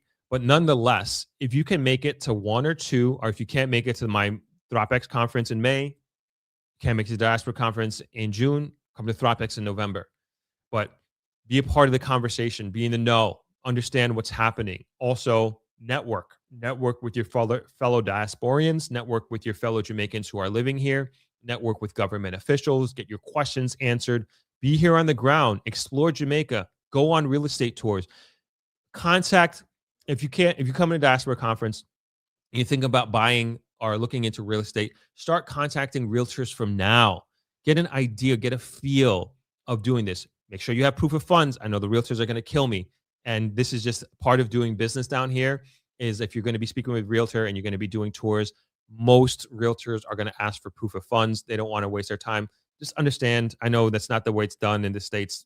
Again, Jamaica thing, just accept it, right? But leverage your time as best as possible while you're down here. If you are coming for the Diaspora Conference, if you're coming for Throp-X, all of that is already done for you. Everything is curated. All the people that you will ever need to move to Jamaica to invest here, they're all going to be under one roof. They're all going to be in the same building as you. And it's just going to accelerate the process. And that's what this is about. That's what Throp-X is about. You can do all this on your own. You can go and figure it out. But I guarantee you're going to make some mistakes that you could have avoided if you came to Throp-X. if you met the right people, if you did some homework, and you're going to pay for it. You're going to pay to come to Throp-X. You're going to pay to come to the Diaspora Conference, but it's better than paying for it and being in a bad deal that you're going to go through some sort of legislative process or judicial process to get what you were supposed to get in the first place if you had done it with the right people the right way. So food for thought, but get down here is what I would encourage you to do. And if you can't make it at these dates, come in the summer, spend some time, come in the fall, spend some time, but be a part of the conversation, be a part of the direction that Jamaica is heading in, because it is an unprecedented time that Jamaica is finding itself in. And as Alfonso was saying and alluding to the oil discussion, I'm not even putting that into consideration with everything that I just said. I haven't done enough research on it to talk about it. That's why I don't want to talk about it. I just haven't done enough research on it. And I mean, my goodness, I think everything that I talked about is going to happen. But if just one of them happens, it's crazy for Jamaica. All right, let's get back to the comments real quick. Tisha says, speaking of Throp-X, do persons who purchase virtual tickets get priority with the real estate opportunities as well? Good question. In a sense, yes. So we're using this Hoover, this app called Hoover. Man, this is a good selling point. Thank you, Tisha. So we're using this app called Hoover, WHOVA. I've spoken about it before. It's basically a conference management platform. And it's going to make it so much easier to manage the conference with this app. And so it's part communication tool, part information tool. And it has the entire schedule of the week on the app. It has every single person who's coming.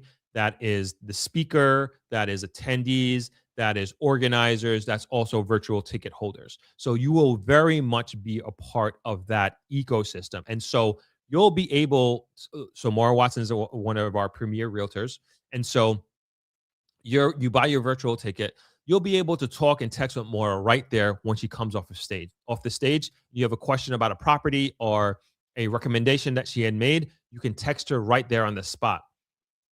In addition to that, the real estate tour schedule is going to be on the Hoover app. So every property that we're going to, you're going to see, and you're going to see what time we're going to this development. You're going to see the time and location that we're going to this piece of land, and all of that will be listed there. And so you'll have that at your fingertips, and you'll be able to also, and this is part of, so those won't be released until, I mean, literally the week before is really when we solidify all of the properties. We've been working on them, don't get me wrong. We actually got I would say we haven't pulled it off yet, but we had a very, very, very interesting property come to the forum on Friday morning. Literally, it was the first phone call that I got, and we're working on the deal. I could tell you that would be, if we do this exclusive deal, you're not going to see it, as a lot of the exclusive deals that we have at Throp-X. You're not going to see it on any MLS. You're not going to see it on any website. It is going to be our deal, Throp-X deal only. I will tell you that it is a hotel condo conversion. And this seems to be what we're specializing in. And if we're able to pull this off in the next, like, say 7-10 days, it'll be on the schedule. And if for some reason that it takes longer and the negotiation goes beyond that, we will try to get it out to Throp-X attendees first after the conference. But it's looking good, to be honest. It's looking good, and I'm sorry to tease it in this way, but it's not confirmed. But I'll tell you the structure of the deal. It's another hotel condo conversion, and if you're familiar with the channel and you're familiar with what we've been doing here, this is part of kind of, I don't know, we started that movement. Point blank period. We've started that hotel condo conversion. And I do want to touch on that a little bit. And I was having, it was the folks that I was alluding to, that the conversation I was having with the NYPD, Jamaican American Law Enforcement Organization, these folks that I was speaking with, and we were just talking about, excuse me, we were talking about the history of Negril and how we've kind of come here. And to be honest, and I've said this before publicly, I haven't been a fan of the hotel condo conversion, even though it started at Throp-X. You know, it was my conference that started this whole thing. But then, like, the more I think about it, I'm like, what else is Negril to do? Because Negril wasn't built for, in a real way, like Negril wasn't really built for residents. It was really built around tourists who were coming to stay at a very natural and coming for a very natural and rustic experience. And we're talking about wood cabins, pitched tents on the beach.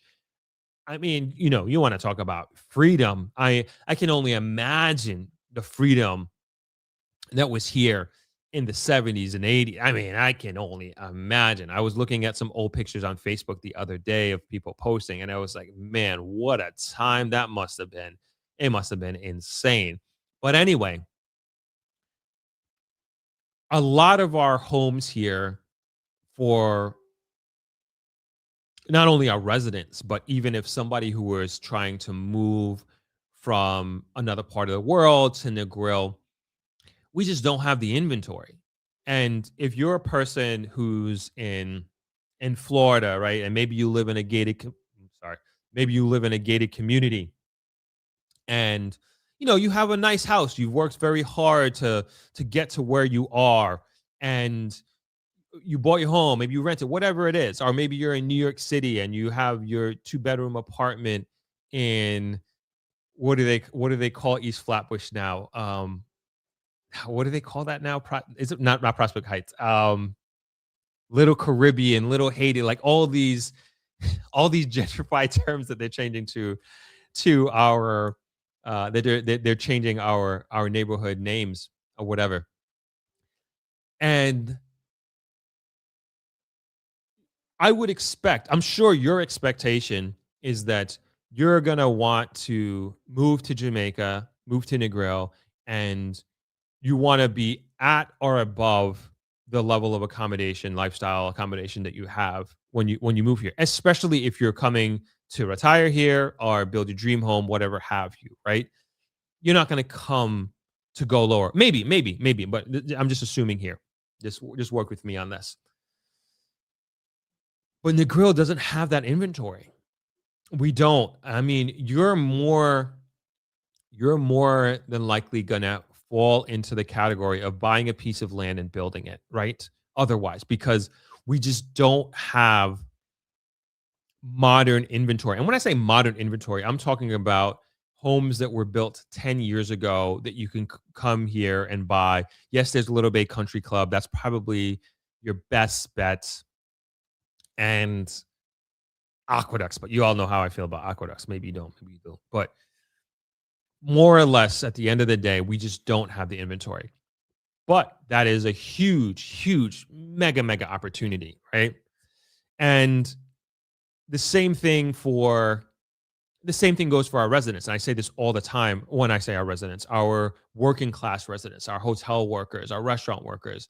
They live too far. You know, they live Sav, they live Lucy. I think there needs to be a more concerted effort for housing for those folks in the immediate area. But as we talked about before, construction is expensive. Labor is going up. Like all of these costs are going to go up. So that's the equation. I'm just putting the equation out there. And that's a situation. That's a reality. But now, what's also been happening is that because our Negril fishing village, yes, but when accommodations, it's been a tourist guest first mindset. It's been a tourist guest first development. And so that's why we have so many hotels. And that's why we're the small hotel capital of Jamaica, because what happened is that a lot of these original Jamaican landowners, when I say people, tourists, hippies were coming here, they just wanted something simple. And we weren't hoteliers in the traditional sense. We were more Airbnb before Airbnb. And so you built a little room in the back, gave them a little space on the side. And that's how Negril started to grow. And that's how people and tourists started to come back here, and how these landowners became hotel owners. And yes, they sold them off. That's how my dad got into the hotel business here. And now you have these hotels that are fully built hotels, but we are going through, the grill's going through a big transition. And I don't know, we don't really talk about this, kind of what's going on. It's my dad's age, they were more or less the original hoteliers of Negril. But everybody's retiring. And you're seeing more and more hotel turnover, ownership turnover than you've ever seen before. You're also seeing,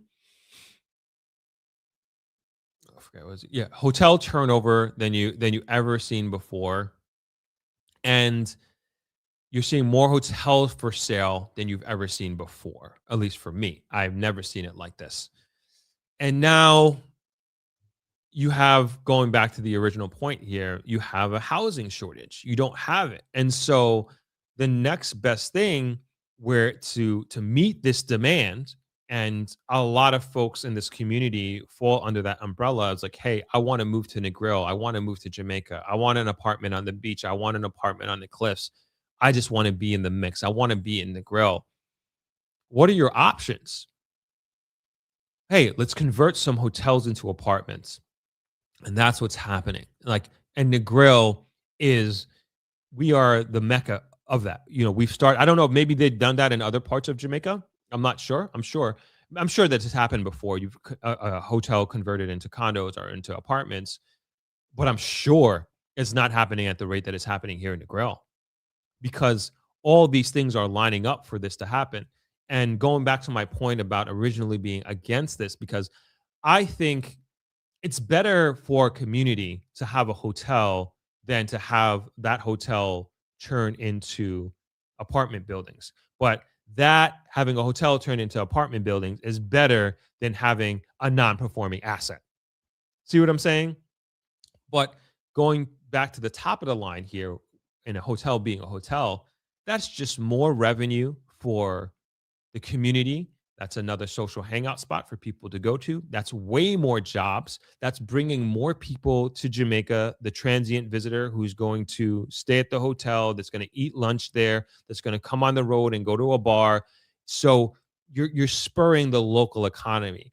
The second best thing, I think, is yes, let's do the hotel condo conversion.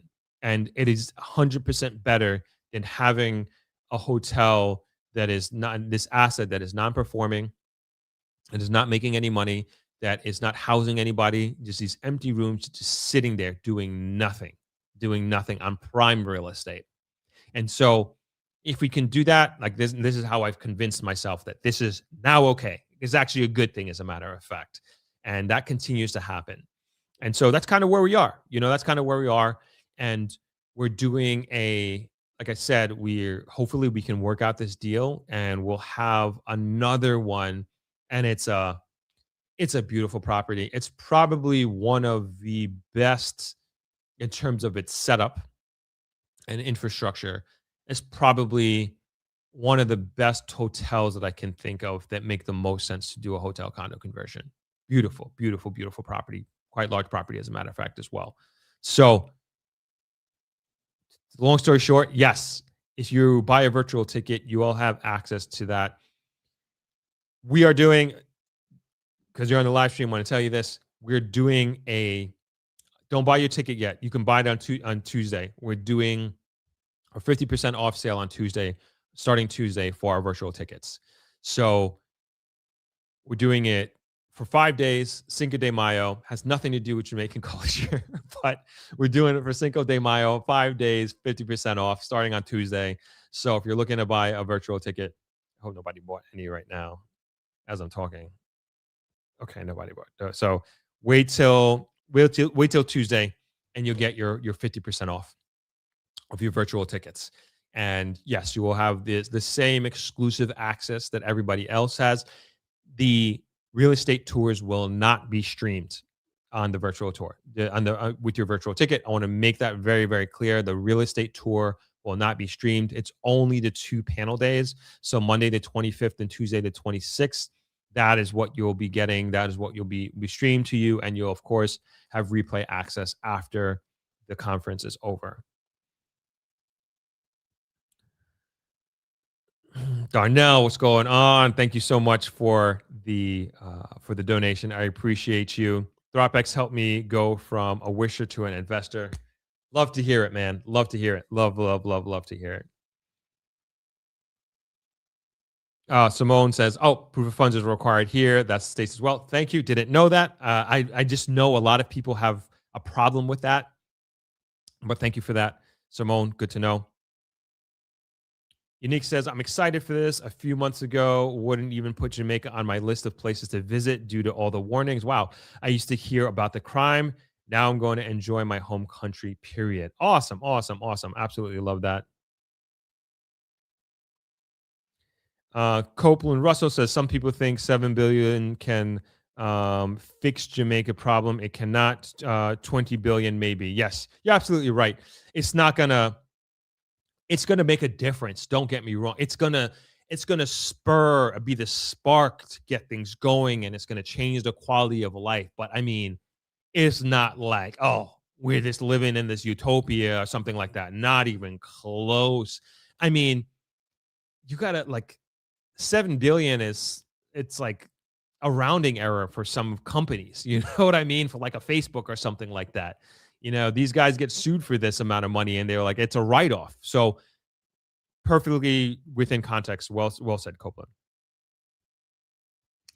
Conrad Tucker says, "My biggest concern with the advent of NaRRA is Jamaica's history with corruption. My fellow Jamaicans will concur that corruption has been a chronic problem in Jamaica ever since, and it will continue." I think that's fair. And it's going to be, so the thing is, and like, let's keep it a buck here, right?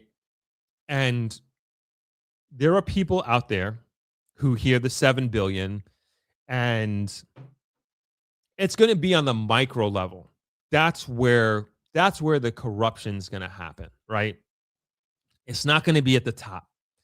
There's just too many. I mean, they are going to be held accountable. Don't get me wrong, but that's not where, in my opinion, I don't think that's where the concern is going to be. It's going to be in the micro implementation. It's going to be with the local governments and those types of oversight. And you got to think that, like, there are some people out there, they're hearing this money and they're like, yo, this is it. This is what we've been waiting for. This is our come up. We are going to bleed the well dry. And they're trying to figure out how they can get a piece of it, and not in a good way. And, you know, there's a way to say, I want to get a piece of this. Like, if you're an eligible contractor that will be needed to do the work anyway, and you're like, I would like to be a part of it. I want to get my slice of the pie. I don't think there's anything wrong with that. But then there are those folks out there who are just going to try to circumvent the system and just try to get as much as they can. And this is where oversight becomes important. And I think that's where there were some concerns, is like there's not enough oversight. And we need as much oversight on this as humanly possible. And that would be the saddest thing. That would be the saddest thing if this opportunity is squandered. I would say that is my biggest concern. I think anybody who is part of this got to acknowledge it.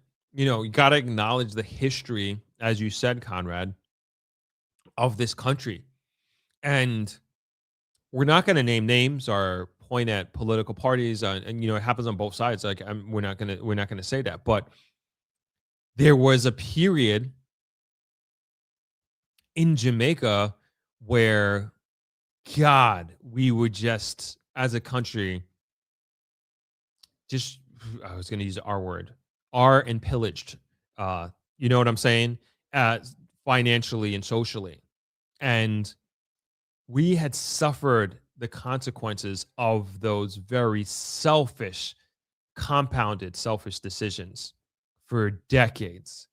And we do not want to be put in a position like that. And I really believe that it is up to us, the people, to hold our leadership accountable when it comes to this. We as a country cannot afford this. I'm a positive thinker. I'm optimistic. I personally, as you know, or if you don't know, you're about to know now, I am extremely appreciative of what this administration has done in the time that they've been in power. I mean, it's night and day. It's night and day. I mean, and there are, I think, many objective statistics, macroeconomic numbers that we can point to, that we can say that we are all, or should be all, proud of as a country, right? And happy with. Nonetheless, we have to be aware of the history that we've had. Again, I'm positive, I'm optimistic.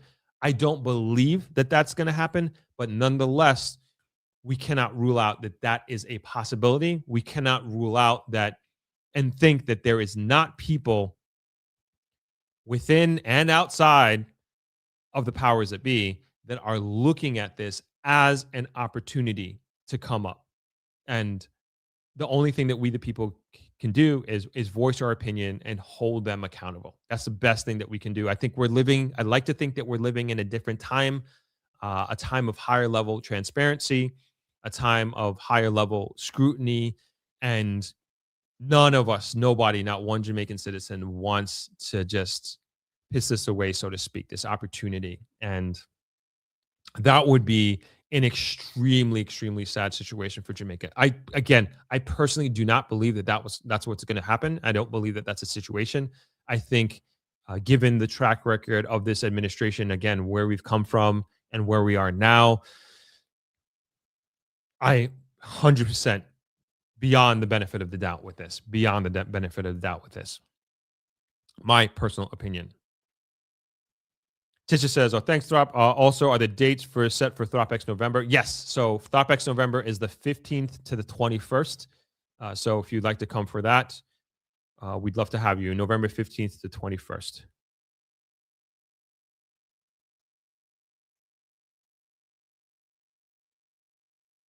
Darnell says, where isn't there corruption? 100%. I mean, look what's going on in the United States. Like, it's crazy. You got soldiers. I hate to even say this, but I listened to a podcast yesterday on this. You got soldiers making poly-market bets on the extraction of Maduro from Venezuela, making 400,000. Like, it's crazy. And is the only person doing that? Is he the only one that got caught? It was just one person. Like, insane. So, yes, corruption is everywhere. But I think it's important to acknowledge it exists. Like, let's not be silly here. And then also, again, we the people the only thing we can do is hold our leadership accountable at the end of the day and really demand just a higher level of transparency when it comes to this, especially with this amount of money. All right, let me get a few more comments here. Max Madness says, what a time to be alive. Everyone is gambling. Yep. All right. Noel says, yes, what is it that Jamaica is still not free, not a republic like Barbados? What's UK doing for Jamaica? It's time to move forward. I feel like they're working on that. To make Jamaica fully a republic. But I feel like it has to happen at some point. Noel asked Throp question, what's the deals with the highways that are being built by the Chinese? I like what they're doing, but Is it true that the Chinese contracts are 20 years payback term agreements? I don't know. I don't know the terms of those agreements. I'm with you on it though. They seem to know what they're doing. They seem to be the best at it and the most efficient, coming in under budget. So I have no issue with them doing it. I don't know the terms of the deal though. All right, let's a few more comments here. Why don't we? Oh, hold on. Here's another comment by Unique. I was looking up the prices of land in Ochi and humbly exited the website when I saw the ridiculously high prices of land in Ochi. You know, so it's only going to get worse. I'm going to do a video on this. It's going to have to be after Throp-X, but I know it'll still be relevant. But in general, like the prices for everything is going up. Like it really, really, really is. And I think we should be making a bigger deal out of it than we are. And I don't think it's going to go down. And I'm not just talking about land, that for sure. That's not going down. But I'm really talking about just life expenses. I was going to bring this up. Spirit Airlines went defunct yesterday. And I saw like a lot of people online were making fun of it and stuff like that. But I think it's a terrible thing. Terrible, terrible thing. I think it's bad for Jamaica for sure. But I think it's bad for the consumer, especially the way the American aviation system is set up. They're scared of competition. In particular, they're scared of European competition. Not even just European competition, just competition in general. And even going back to saying like America's the best earlier, like how we were just raised culturally to think that. But the aviation industry, they're not willing to compete with the Middle Eastern airlines and European airlines, which are arguably some of the best in the world. They win all these awards. And when you fly these airlines, these Middle Eastern and European airlines, you realize how much more you get as an airline passenger, especially from the elite airlines, if you will, compared to the US. And then also same thing with the service, like even Asian airlines, like the service is just unremarkable, like really, really, really, really, really great and inconsistent. And then you go to like the low cost carriers that they have in Europe and also Asia, tons and tons, ViaJet, EasyJet, ViaJet in across Asia, VietJet, I believe it's called. And then you have EasyJet and Ryanair in Europe, and they bring the price down. They bring the price down for the consumer. And in a big way, same thing with Spirit. Like I've only flown, I've probably flown Spirit, I don't even think 5 times in my lifetime. And it was fine. Like it was fine. I never had a problem with Spirit. It was fine, but not my airline of choice. But they did a great thing in bringing down the cost to fly. And you have to think about it. It really opened up the ability in aviation for a subsector of the American consumer that maybe couldn't afford to come to Jamaica because they couldn't afford the $500 round trip ticket on a Delta or an American Airlines, but you can get it for $250 on Spirit from Baltimore or something like that. I don't know. And then you're figuring out your vacation budget, and they opened up at least part of the world to that demographic, and now that's gone. And that what that also did is having that competition in the market. Even though they're a low cost carrier, it's forcing the big four, the Delta, United, American, Southwest. Am I missing that? Delta, United, American, whatever I'm missing the fourth one. I don't know what that is. Is Southwest? I don't know. But nonetheless, it forces them to be more efficient. That's what competition does. And now, like, America is really the aviation. And then you're hearing JetBlue maybe going in that direction as well.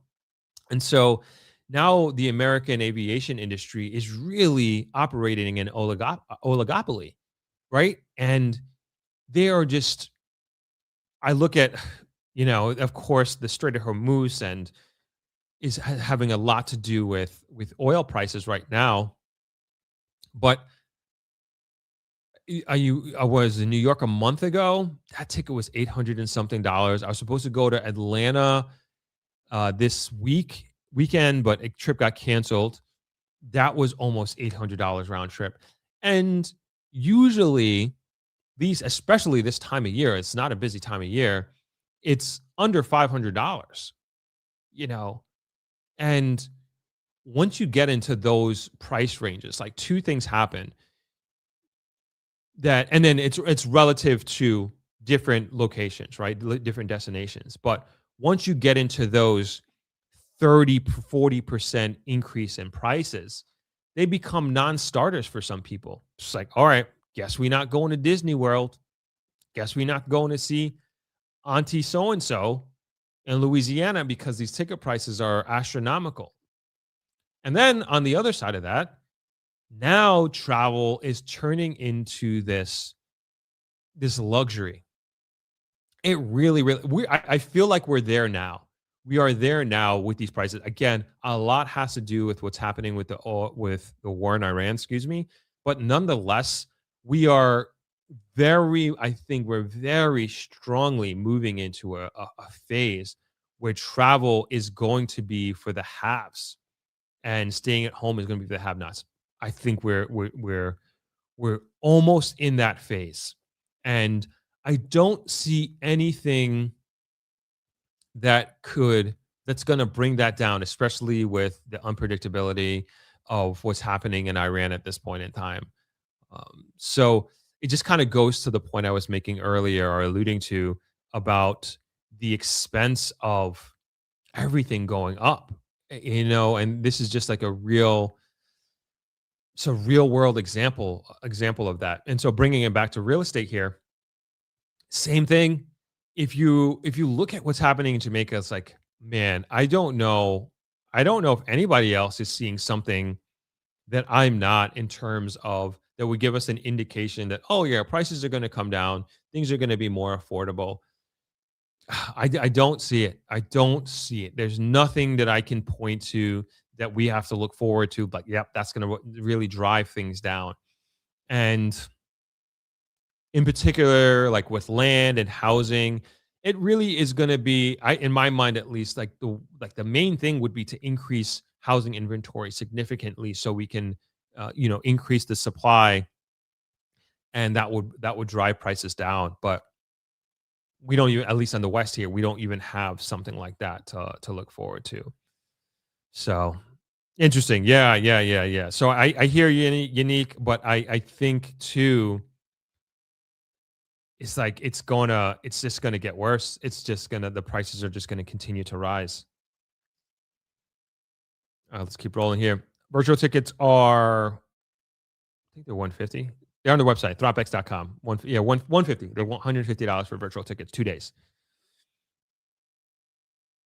Naturally, Lord says, Unique, it's beyond crazy. And Ochi, I don't know how they can justify such high prices. Well, I'm not here to justify anything, but I will say that is the hottest spot. North Coast right now is the hotbed of Jamaica. Every realtor that I talk to, that's what they say. North Coast, Ochi, Drax Hall, going along that entire corridor. That's also another part of NaRRA that the prime minister was talking about in his budget debate speech is that they're going to be doing it's either bypass road or bypass highway, because if you've been there in the last year, 2 years, that traffic is crazy. And forget about it. If there's an event, you're going to be there for 4 hours easily. Easily. So a lot of, and I look at these things too. I'm always making it about in the grill, right?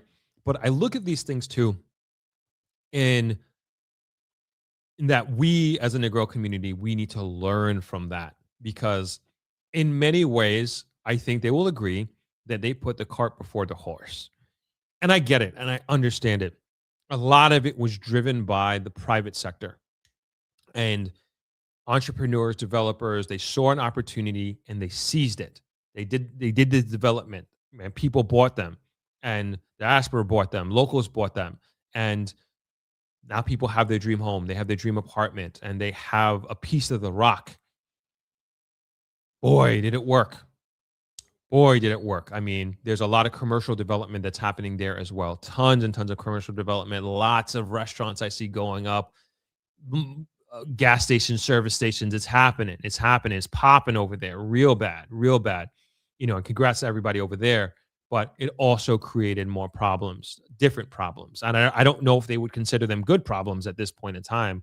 But boy, it is a bottleneck and a half over there, because they developed to be before the infrastructure necessary to support that level of development.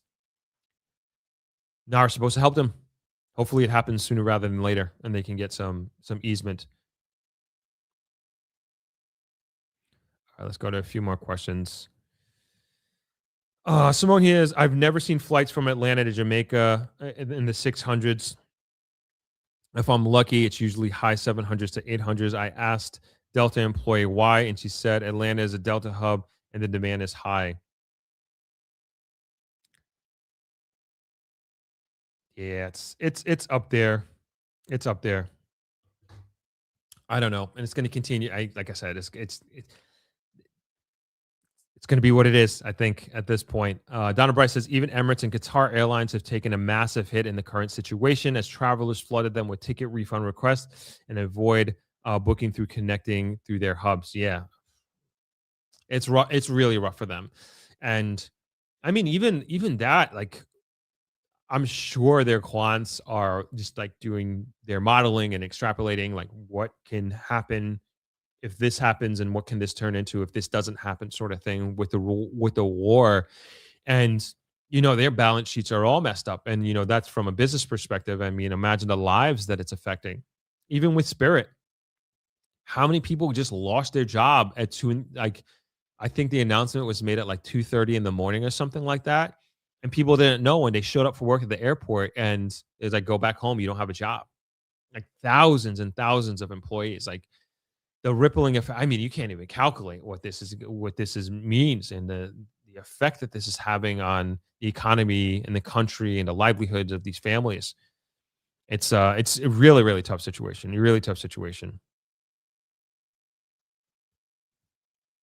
Donna Bryce says many airlines have 6 more weeks of supply of jet fuel. Oh boy. Naturally Yard says my JetBlue direct flight from Montego Bay to Boston is $630. I'm glad I bought early. Yeah, it's up there. I think it's going to continue to go up. Max Madness, soon flying will only be for the rich and privileged.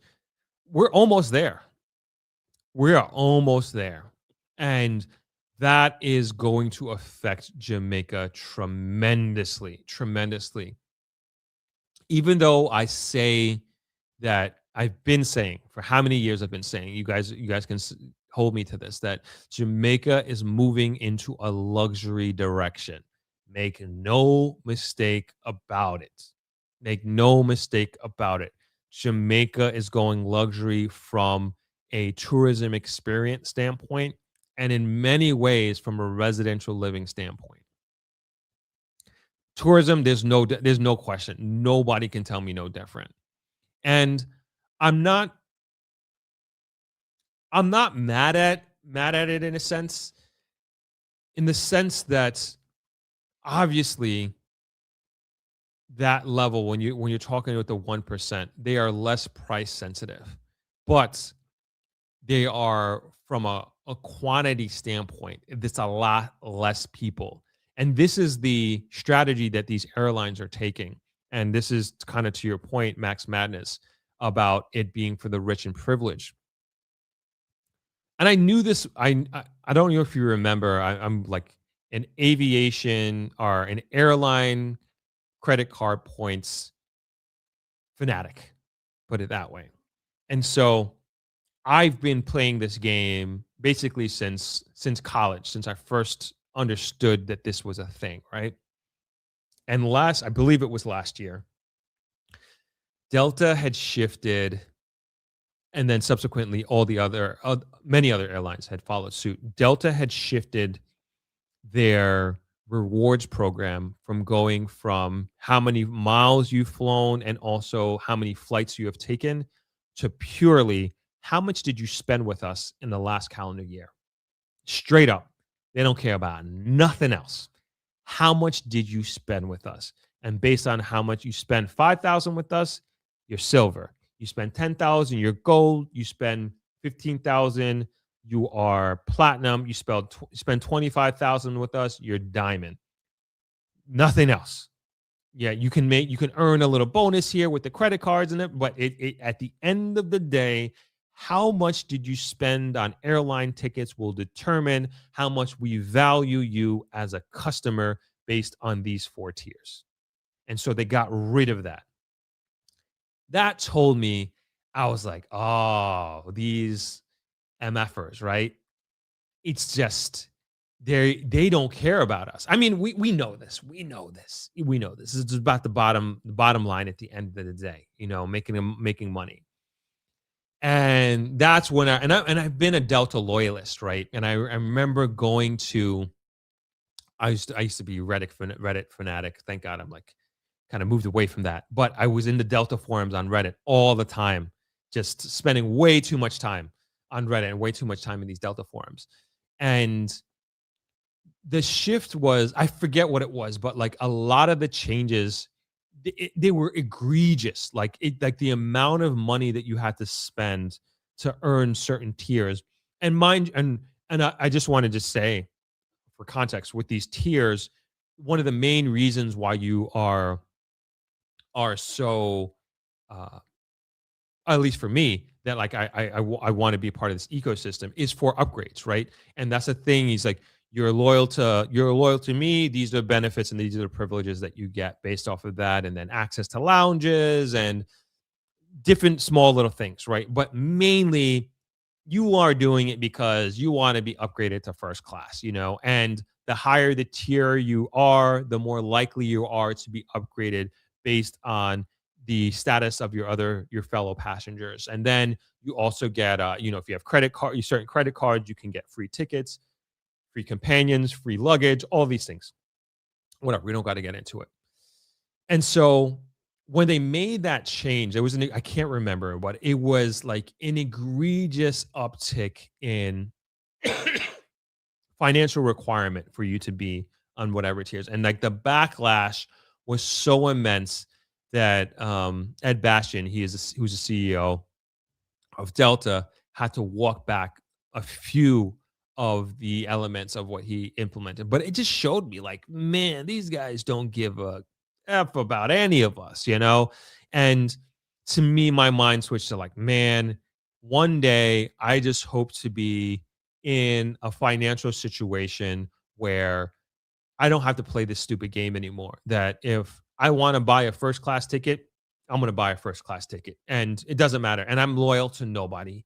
And if American Airlines has a better flight in terms of the time that I'm looking for, I'm just going to do American first class going. I'm going to do Delta One coming back because that just fits my schedule.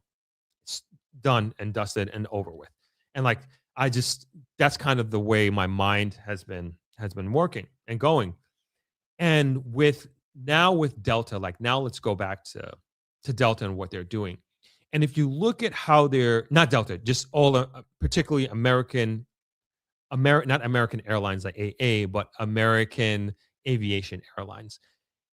They're focusing all of their efforts on the higher end ticket prices, and they're focusing on premium economy and also first class or business class. And they are putting less effort into economy. And they're also, I mean, I forget what airline it was, but like they're basically expanding their business class and lowering their economy because the economy class, because they're making so much more off of, as you're saying here, Max Madness, the rich and the privileged. But the quantity is smaller. And so this is where I see Jamaica heading, bringing it back to Jamaica, is that they're focusing more on the luxury market because, again, they're less price sensitive, right? But there are also examples of, man, it just slipped my head, of where this strategy doesn't work out long term. Oh, man. Somebody can help me out with that. It just slipped my mind. But my point is, like, this is where Jamaica is heading in, and with the hotel accommodations that we have going up, the airport lounges that we have now, multiples of them at Montego Bay Airport, the upgrades that they're doing, looking at Norman Manley Airport in Kingston, same thing. We're going luxury. You look at the developments that are coming, the residential developments. I mean, nobody's putting up projects. You know what I'm saying? I'm being facetious, obviously, and sarcastic, but this is where Jamaica is going, and things are just going to continue. The price that is just going to continue to go up. All right, we have one more thing that I want to talk about, which is the water. Jay Fitz says, I was in the grill a few weeks ago, and some seats were $1,000 on. Yeah, that's becoming the norm. Like, I'm just like, all right, this is what it is. Like, what are you gonna do? What are you gonna do? What are you really gonna do? And I'm prepared for that, like mentally. All these summer trips that we talked about, that I was telling you about, like, man, boy, this is gonna be a painful one, But you just got, but I think it's important for all of us to be aware of this, that this is coming, not even coming, that this is happening, right? And we just have to be really smart with our money, with our savings. Not that we should ever squander money at all, but I think we just need to have a higher level of consciousness when it comes to our spending habits, credit card debt, all that. Like, be very, very aware, and especially as each of us move towards our own Jamaica dream, that a lot of what is happening could affect the timeline and also our ability to even execute on that dream. And we want to get you in here as early as possible. We want to get you here in early as possible. And that's why I'm encouraging you, come to a Throp-X, go virtual, go to the diaspora conference. It's once every 2 years. Whatever, come here, come on the ground, boots on the ground, see what's going on, see what's happening. Johnny Johnson says, now is the best time to buy in Jamaica for expats. It's only going to get more expensive years to come. That's right.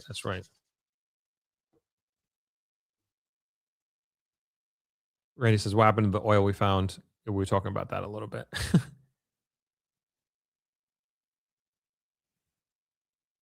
All right. Let's get into the next topic. Yeah, because I want to.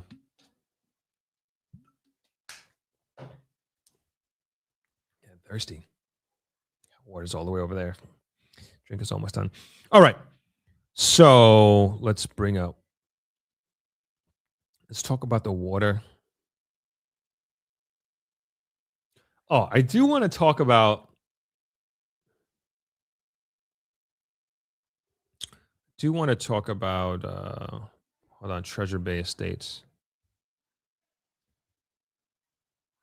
All right, yeah, let's talk about Treasure Bay Estates real quick, and then we'll get into the water. So Treasure Bay Estates is our platinum real estate sponsor, real estate development sponsor. And so I'm going to take that question down. And so this is their website.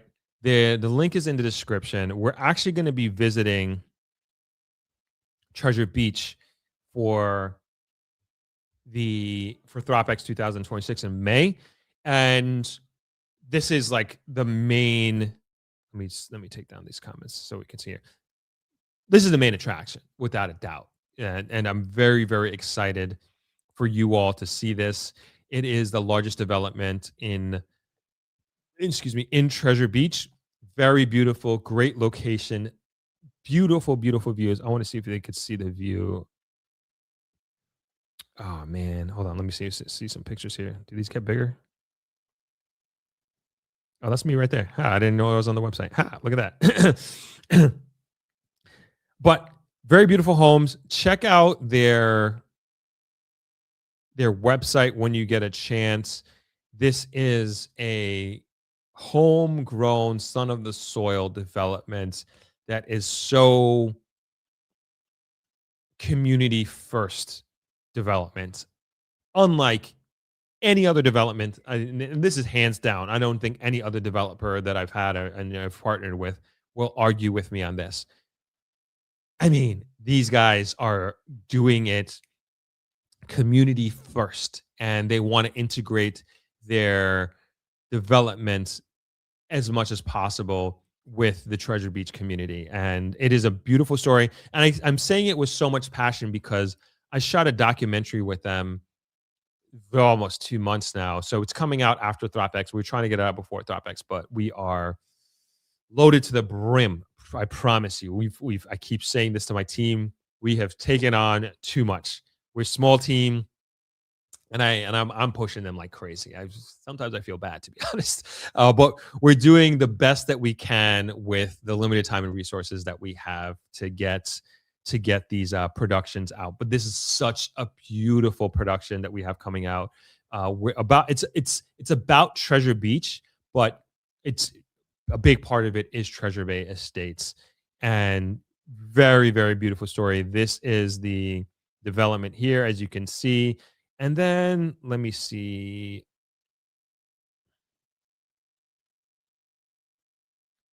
These are the different houses they have here. I'm going to leave it on the screen there. Very, very, very nice. If you come for Throp-X, you're going to see this. If you come for the Diaspora Conference, you're probably going to stay in Montego Bay. It's a little further away, but nonetheless, if you can make it to Treasure Bay Estates while you're at if you're not here for Throp-X, reach out to them, set up an appointment, do a tour. I think you're going to be extremely, extremely impressed. They are on it. They're not playing games. Every time I go back there, I'm just like, oh my gosh, you guys have put in this road. You put down the asphalt. You've done this. People are already starting to build. Beautiful location. If you haven't been to Treasure Beach, oh my gosh, please go. Please, please, please, please, please go. Even if you just spend the day, you're probably going to regret that you didn't stay longer because it's such a beautiful place. It's one of my most treasured and favorite places in all of Jamaica, probably all of the world, as a matter of fact. And it's if you go there, check out Treasure Bay Estates. If you don't have the time, just at least go there, have a beer, have a meal, have lunch. It's a really, really beautiful community. So I just had to make mention them. They are a platinum real estate sponsor. They're going to be doing a presentation, and like I said, we're also going to be visiting them for the real estate tour on the 28th of May. And so if you just want to sign up for the real estate tours, you can come and do that. You can come and do that. We'd love to have you. You know what? As I'm thinking of it, we're going to do some sort of deal. Yeah. So I know a lot of people are just interested in the tours. I don't know what it's going to be, but we're going to do, if you just buy the 2 real estate tours, we're going to give you some sort of discount. I'm going to talk to the team tomorrow in our meeting, and I'll let you guys know. We'll post it. I'll do some sort of discount if you want to come to the NaRRA real estate tour and you want to come to the Treasure Beach real estate tour. We're going to give you a deal on that. And like I said, remember, don't buy your virtual tickets today or tomorrow. We're going to do a 50% discount on Tuesday. We'll announce that. Is that Treasure Beach in St. Elizabeth area? That's right. That's right.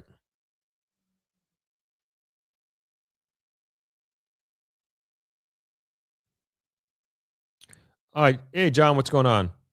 John Nawaki. Just another reason why we have to concentrate on the Negril as a destination within a destination. Great point. A very special place that no other place can match. Just its topography alone has created an environment that no other destination can match. Our 7-mile beach, are 5 to 6 miles of amazing cliff. All our vendors all our vendors, all the vendors on the beach, vendors on the road, all the little restaurants, all our mom and pops, not to mention independent owned boutique hotels and intimate resorts. We're very special. Absolutely well said. Well said. All right, let's get into the last topic here. And actually, one of you all had recommended that we talk about this, which is hold on, let me make sure that you can hear this. So this is the second part of our conversation, which is the water infrastructure system that is coming here to the West. And we're going to watch this. This is from TVJ. 1 second.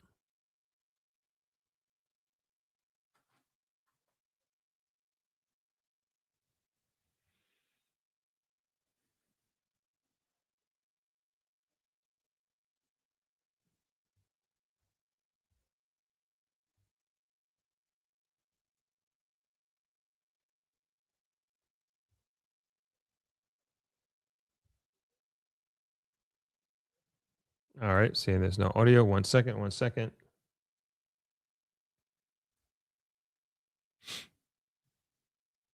All right.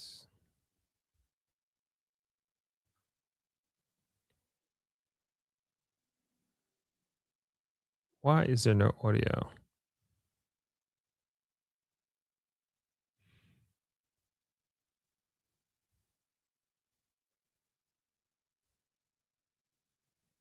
All right, let me know if you can hear it now.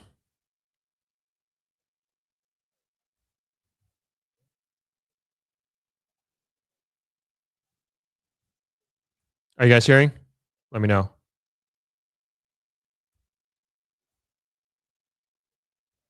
Nope. All right, we're going to have to switch this up. 1 second.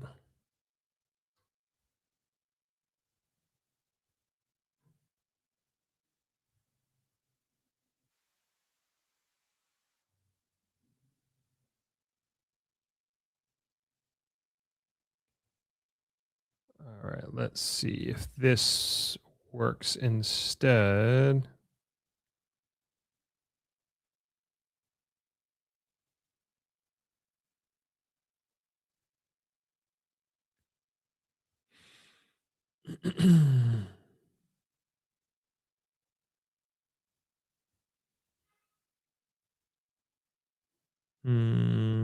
This should work, I hope. All right, let's see if this works.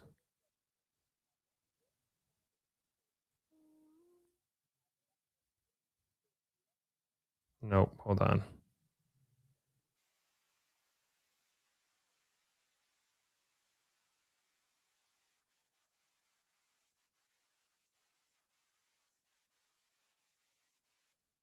All right, are you hearing that?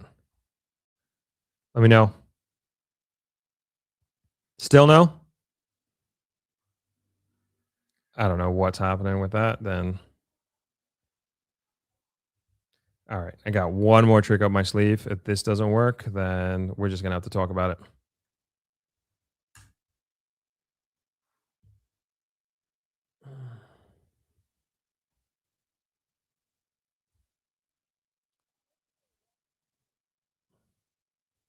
Did you hear that? No visual, no audio. Sorry, everybody.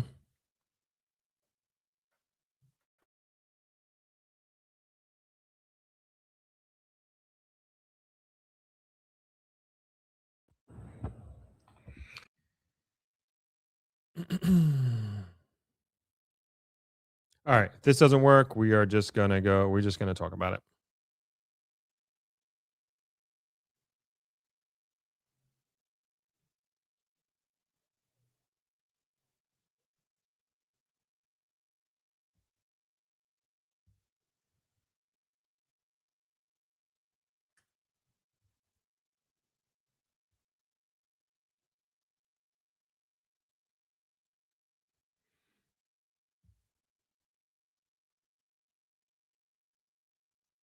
All right, is it working? No.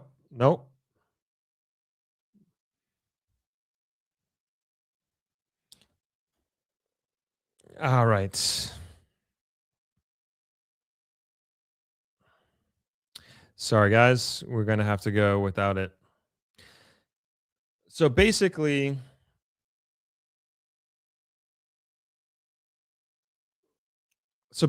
we're getting a huge upgrade coming to the Western facility, Western parishes. So essentially, hold on, it's like messing me up. So this is basically a bigger, larger part of the bigger plan of interconnecting Jamaica's water supply.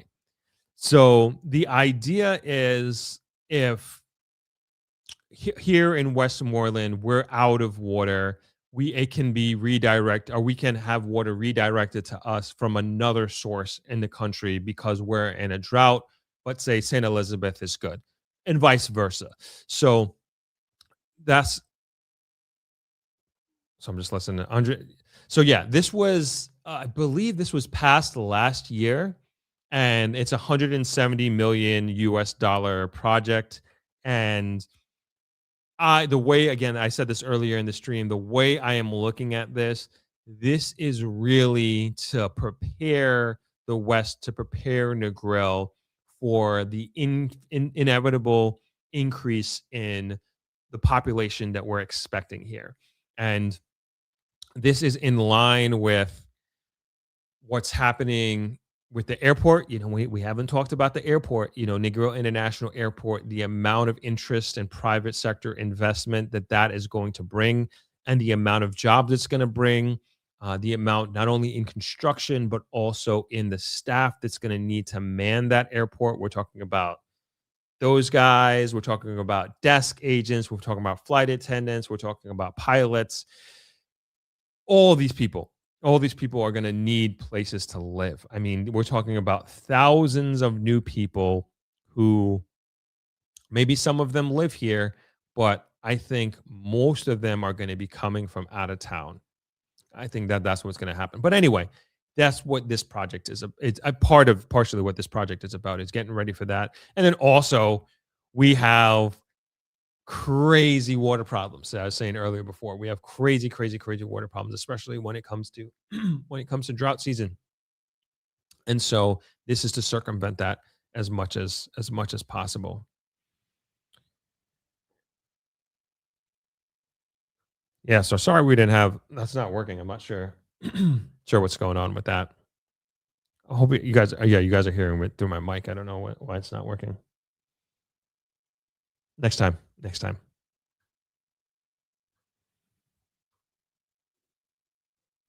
All right. I think we're going to take what we should do. Kind of want to close out because we got so much work to do. It's crazy. Let's do two things. All right. I know a lot of people, so again, thirsty. I'm going to grab my water on this break.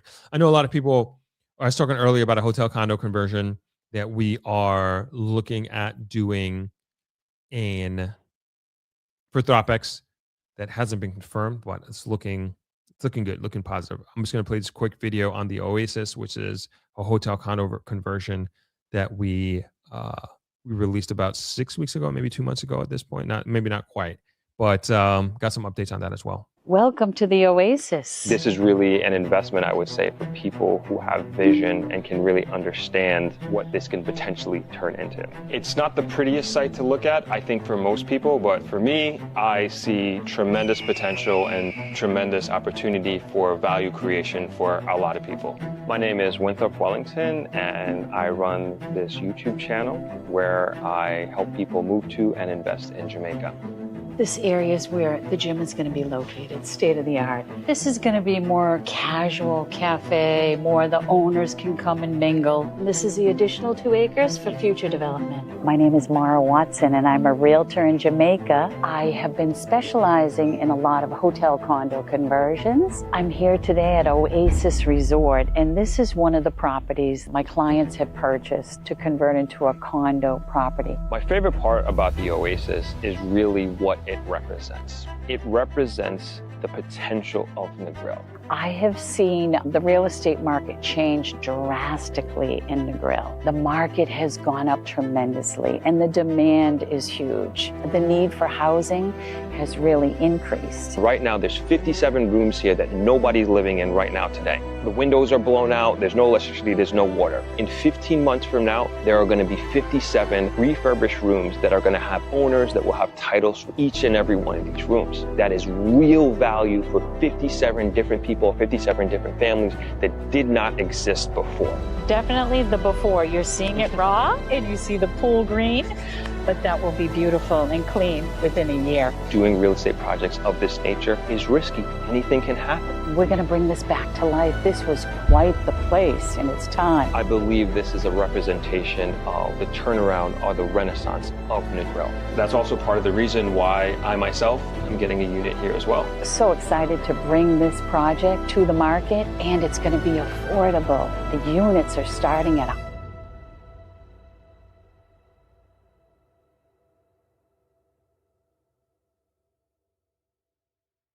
All right, somebody asked me the price here. It is, so these units are going for 140 and 160 respectively, and they're sold out. Unfortunately, they're sold out. The Kathy Bourne asks, on this condo at the Oasis, will owners be able to rent it out via Airbnb or VRBO or even on-site rental agency? What about the HOA fees? So the HOA fees they haven't fixed that yet. They don't have a price, but I was thinking it's going to be somewhere around the $200 mark, around there. That's my guesstimation. They are going to have 24-hour security, 24-hour front desk as well. So they are going to be managing your apartment, if you're doing Airbnb. So to confirm, yes, you're allowed to do Airbnb, VRBO, long-term rental. It's your apartment. You can do whatever you want with it in that respect.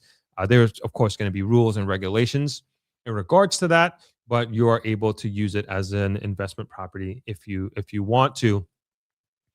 And they will manage it for you. So it is a 70-30 split. So that is managed for you. So you don't have to worry about anything. You don't have to do laundry, towel replacements, a pipe burst, the AC isn't working. You're at home in Ontario and you own one of these units.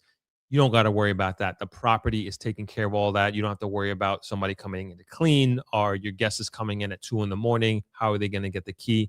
All of that is taken care of for you. And so that is how the property is managed.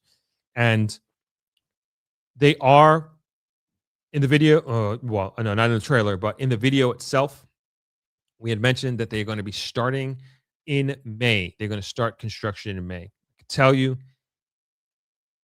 May 1st, surveyors were on property. Great. Surveyors were on property, which I think is a phenomenal sign. And they're continuing to do their work. Things are moving forward, and I've seen and talked to them personally. So I think this is a great update. Like I said, we're working on a very similar deal for Throp-X this year. And if you were at Throp-X in November for the Jamaica Relief Edition, you were one of the first people to have the first right of refusal to get on the Oasis. And I'm happy to say so many people on that tour were able to get an apartment in the Oasis. So congratulations to them. Same thing is going to be with this. If you're not at Throp-X, you're not there, you'll get it when the video comes out. That's and I think that's fair. I think that's fair. You're coming to the conference and you're being there. Like I always want to over deliver on value, and getting you these types of deals is part of that over delivery. All right, I think we're going to call it there. This was an awesome stream. This is great. Thank you all so much for showing up and being a part of this. I was supposed to be traveling this week, as I mentioned, but I'm not going to be traveling. I'm going to be staying put here, which is great because we have so much work to do. I mean, an astronomical amount. I mean, I have to laugh at the amount of work that we have to do, like me and my team. And I'm glad they get weekends off, because at least they're coming in fresh tomorrow and hopefully somewhat fresh and ready to go. And some of them are probably watching it now, but exciting stuff nonetheless. I'm so excited for Throp-X. I mean, so excited. It's going to be, it's just, and you know what's so crazy too? It's like there's so much happening right now in Jamaica, and then there's so much happening, particularly like in the undercurrents, and a lot happening here in the grill too, and a lot to come in the next few months. And then imagine like we had to wait until November to do like these announcements, and then also to offer these deals that are going to be coming at Throp-X, and then having the many government officials that are coming from these government agencies that are coming to Throp-X this year. Imagine we had to wait until November. I think it's such a positive. And as Throp-X builds and the momentum, the PR, it swells. Like it's just this funny thing that it usually starts happening like September, when our advertisement is increasing. You just so much more information flow starts to come in. You're getting these different real estate calls. You're getting these different opportunities. This is just as an organizing real estate event, and you kind of put yourself out there, and the inbound just increases tremendously. And it's just different. I was going to say weird, but different to have that happen in late April into May, as opposed to September, October, in preparation for my November conference. So I'm getting more inbound and information and more opportunities in regards to real estate in almost the middle of the year, than I would, which would normally be towards the latter part of the year. So just an interesting experience. A lot more demand, don't get me wrong, a lot more demand on myself and the team in putting this together, but it just speaks to just the amount of things that are going on in and around Jamaica. I also think the Diaspora Conference has a lot to do with that as well. But it's all playing into each other. It's all playing one into each other. And so I'm looking forward to Throp-X, but I'm also very much looking forward to June. So when all of this simmers, and it's not like, oh, hey, my life is going to be this utopia. Like we roll right into Throp-X 2026 2.0, and we also have more productions. Like at least we get to focus more on the production, which is one part of what I do that I really, really enjoy. Like I love being a filmmaker. And so we get to move into that era for the summer very, very strongly. So looking forward to that. All right, let's close out with a few more comments here. Did you say the Oasis is all sold out? Yes, it is. We are sold out. We are sold out. So, but as we said, we are, if you sign up for the Oasis, we're going to send you emails on the next thing that we do. So you'll also get it after people who come to Throp-X before we put out these videos. So at least you'll have, again, first right of refusal. And please listen to Donna Marie and hit the like button. Helps out a ton. Also, while we're here, I definitely want to shout out some more of my sponsors. I know I had mentioned Treasure Bay Estates, but we have so many hotel sponsors here in the grill that we could not pull off Throp-X without their sponsorship. And I know people say like Throp-X is expensive, but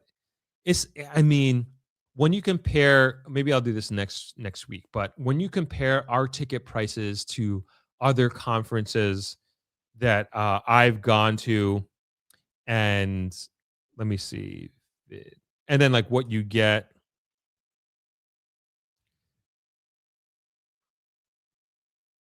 I just want to bring up a few examples. That's another one. Let's go to High Tech Hotel.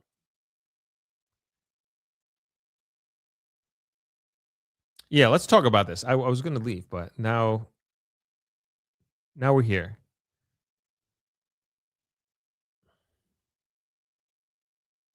So I'm just trying to bring up. All right. So these are these are 3 industry conferences that I'll talk about here. And I'm just trying to bring some context here. And I don't know how much, you professionals out there, like, I don't know how much you guys pay for conferences, but I am not, the conferences that I go to, and then I try to go to, like, I'm not paying less than $1,000 to go to them. And usually they're 2 days and no food, no drink, no transportation or anything like that. And so I just want to bring up no hotel, of course, no flight. You got to be kidding me. And so, and we're going to get into, I promise we're going to thank my sponsors in a second. And so these are my like examples that I'll point to. So Vid Summit, this is what I go to pretty much every year. This is like the one YouTube summit that I try to go to every year. And this is a 2-day conference for $1,000, $995. That's it. There's a ticket to go in, listen to the panels, and you got to pay for your hotel, flight, everything. $199. There's this hotel tech conference. I believe this is 2 days as well. Where are we? This is in June. Another one within my industry, $1,000 a ticket. And then this is probably more directly in line with what I'm doing at Throp-X, which I don't know if anybody follows Nomad Capitalist. Great follow.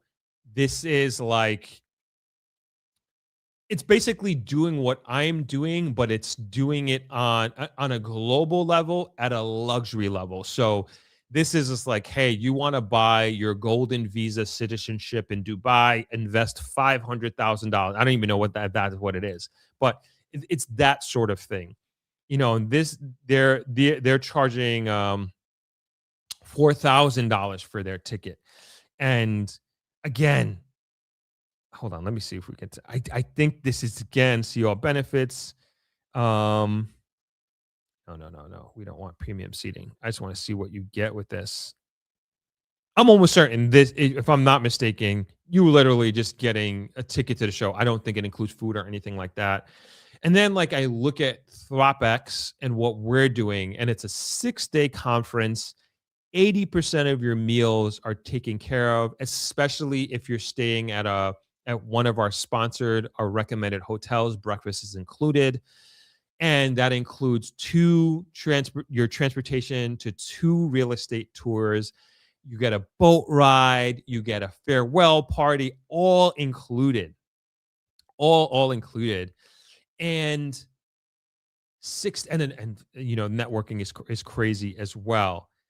And again, like, the only way I'm even able, because like my price would probably be for Throp-X would definitely be probably around the $3,000 range. It would, and then this $3,950 that they charge, that's what it is. Honestly, I don't think that is necessarily expensive, because I can't imagine what it costs to put it on, because I know what it costs to put my event on.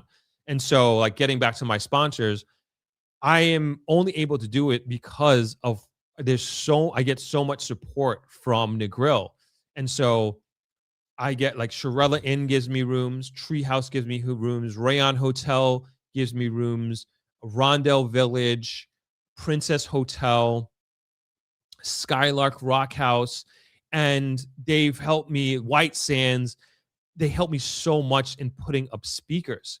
And we don't pay any speakers. That's the other thing too. We're not paying any speakers. Everybody who's coming out is doing it on their own accord, and yes, they're professionals, and what they get out of it is really, they get the platform, but then they also get the opportunity to work with you all. And these are personal relations. And I think that's the only reason why I'm able to do this, because these are personal relationships that I have with these folks that I've worked with over the years, and I'm bringing the best, the brightest that I have found to work with in the 2 decades that I've been here now, and I'm bringing them to you. And that's what they look at this as, an opportunity to work with members of the Throp community, and that's why they're doing it for free. So nobody's getting paid here, and they're spending their own money. on their gas. They're taking time away from their family, and they're going to spend a couple of days out here with us, and they're on these panels. And then, of course, and then I have to put them up. And then I rely on my community. I rely on my fellow hoteliers to do this. And of course, they want to support me. And the least that I can do is promote their hotels and let you know about them. We're about to watch some of their videos right now, as a matter of fact, to promote them a little bit more. But this is definitely a community effort. And like when I think back to even travelers, right? We get the venue cost for free. We get discount on all the meals. We get a discount on all the rooms, and that makes it more affordable for attendees coming. It's just like, man, I'm just very lucky to be in this position to try to basically subsidize a lot of these costs, and also bringing tremendous value. And also got to thank the sponsors as well. With Treasure Bay, the cash sponsors, that is Treasure Bay Estates, and also the VM group as well. And they're going to be allowing you to get your bank accounts right on the spot. You don't got to go to SAB or Lucy or anywhere else. You don't have to leave the grill. You don't have to leave the hotel. You can open up your Jamaican bank account. And so really appreciate them. We also got the Real Estate Board of Jamaica. They're coming on as a sponsor. They're going to be in a panel, maybe part of the panel discussion as well. Very, very important body, especially where we're finding ourselves right now with everything that we just talked about, what's happening in Jamaica, particularly in the southwestern part of Jamaica in respect to the hurricane. And so we can't wait to hear from them. Really appreciate them as a sponsor as well. And we have Discovery Water as our water sponsor. So, really huge shout outs to them and all those folks and all these sponsors who believed in me, and many of them who have been there since the first year that I did this, when I didn't have anything and I didn't have a product and I didn't know what this was going to be. So really, really thankful for them. And I think we have one or two videos. I hope I still have it.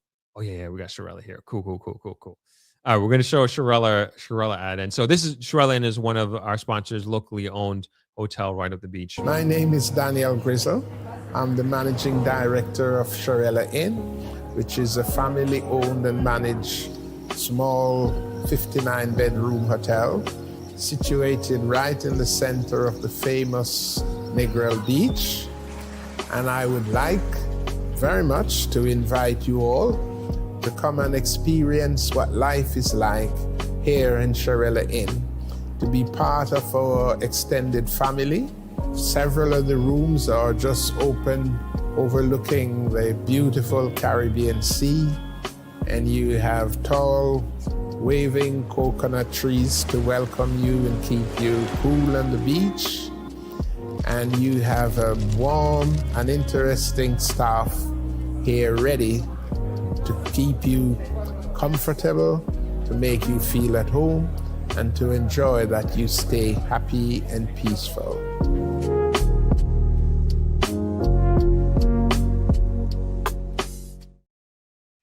That's Charella Inn. So I know we have, and you know what I love? We have people who booked Throp-X and they said, because of what we're doing, I want to stay Charella Inn, and they're going to stay Charella Inn, and they're going to come over to Travelers for the conference. And I think that's awesome.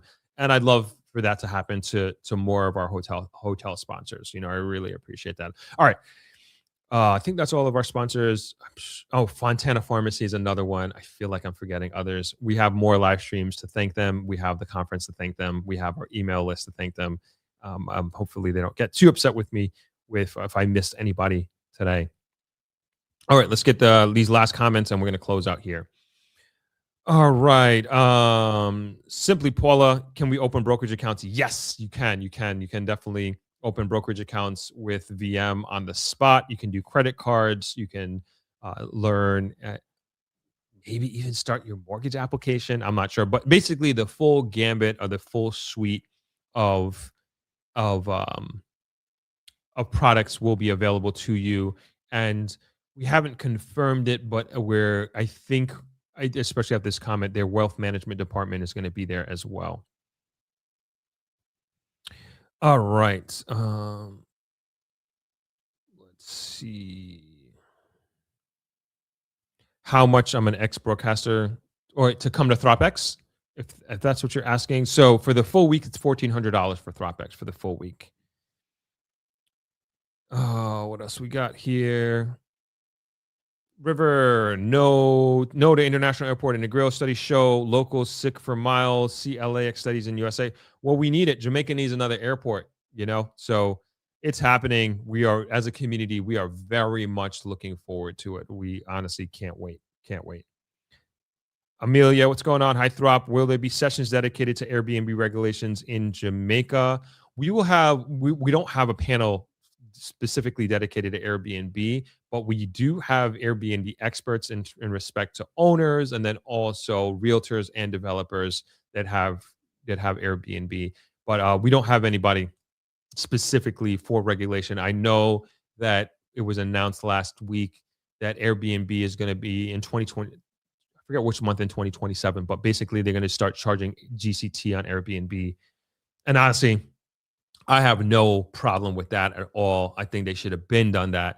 And that's coming from somebody who we have Airbnbs here at the hotel. And then also my brother has an Airbnb as well. I have no issue with that whatsoever.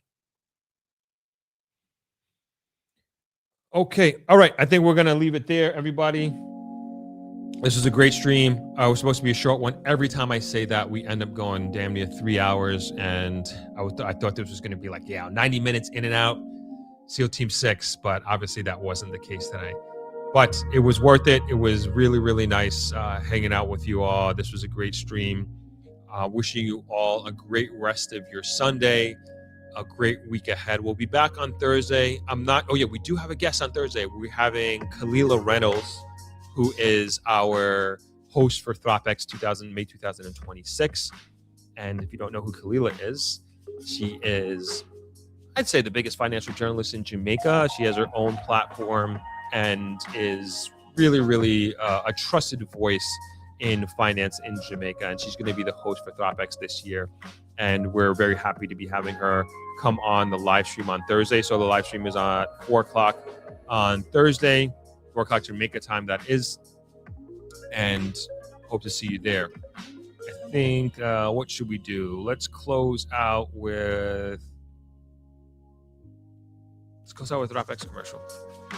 All right, everybody. No, we're going to close out. We're going to close out with Kanye. We're going to close out with Kanye at the Pinnacle. Again, have a great week ahead. Thanks for everybody for joining, and I'll see you in a few days. Peace, everybody.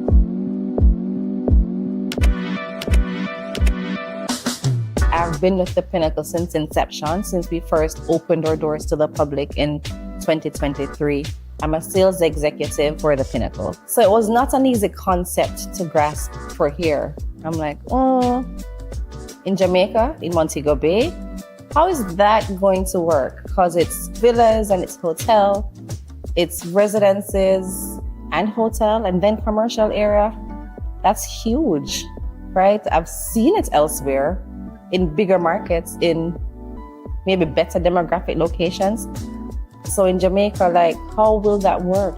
How can we sell this? How are we going to sell this? A lot of doubts when I just heard about it. But then I'm here, I'm doing it every day. I'm loving it. It's a great product. It's an easy sell. It's something I can do in my sleep. I can talk the Pinnacle in my sleep. I believe in the vision of our directors, and we're all working together as a team to make sure that in 2029, when we open our doors to everybody, all that we've dreamed of and they're working towards will be accomplished. Our directors they're born in China, they're Chinese, but they're Jamaicans. They've been here for an average of 20 years each. This is where they have their businesses, their families. This is where their children go to school. So this is where they want to give back as well. They want to make sure they're helping to build Montego Bay and Jamaica in general by offering this kind of space where, as a business owner, you can come and own a part of this. You can have your offering here as well. And we're going to have a great mix. We're not restricting it. We're not limiting. We just want to make sure that anybody that's in this space also believes in our dream, has that vision, wants to have that elevated experience, and wants to offer that elevated service to a potential visitor or guest or client that comes in. We're sitting in our commercial area now, where if you're here on this property, or if you don't live here, you're not visiting, but then you want to come to the supermarket or the pharmacy or the cafe or the clothing store, you can come here. It's commercial, it will be open to the public. The public will have access. Then we have the 4 towers. We have the Swallowtail, which is the residential tower. So if you buy into the Swallowtail, then the expectation is that you're going to live here. And then who wouldn't want to live here, right? So you can actually live at a branded residence, 5-star hotel property, right? Second tower is our Canary Tower. And these units we're selling individually. It's the same 1:4 units as the Swallowtail Tower. Same layout, same design, same look and feel.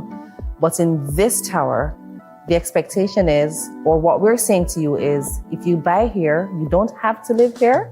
We'll never allow Airbnb or short-term rentals, but you own your unit, it's titled in your name, and then you have the option to put it back into the residential return program with the hotel. That means if you don't live in Jamaica, and most of our buyers they're Jamaicans or members of the diaspora. We have some international people, but it's a good mix. So it means that if you're not ready to live here, if you don't live here right now, but you still want to have some kind of piece of this pie, you can buy into the Canary.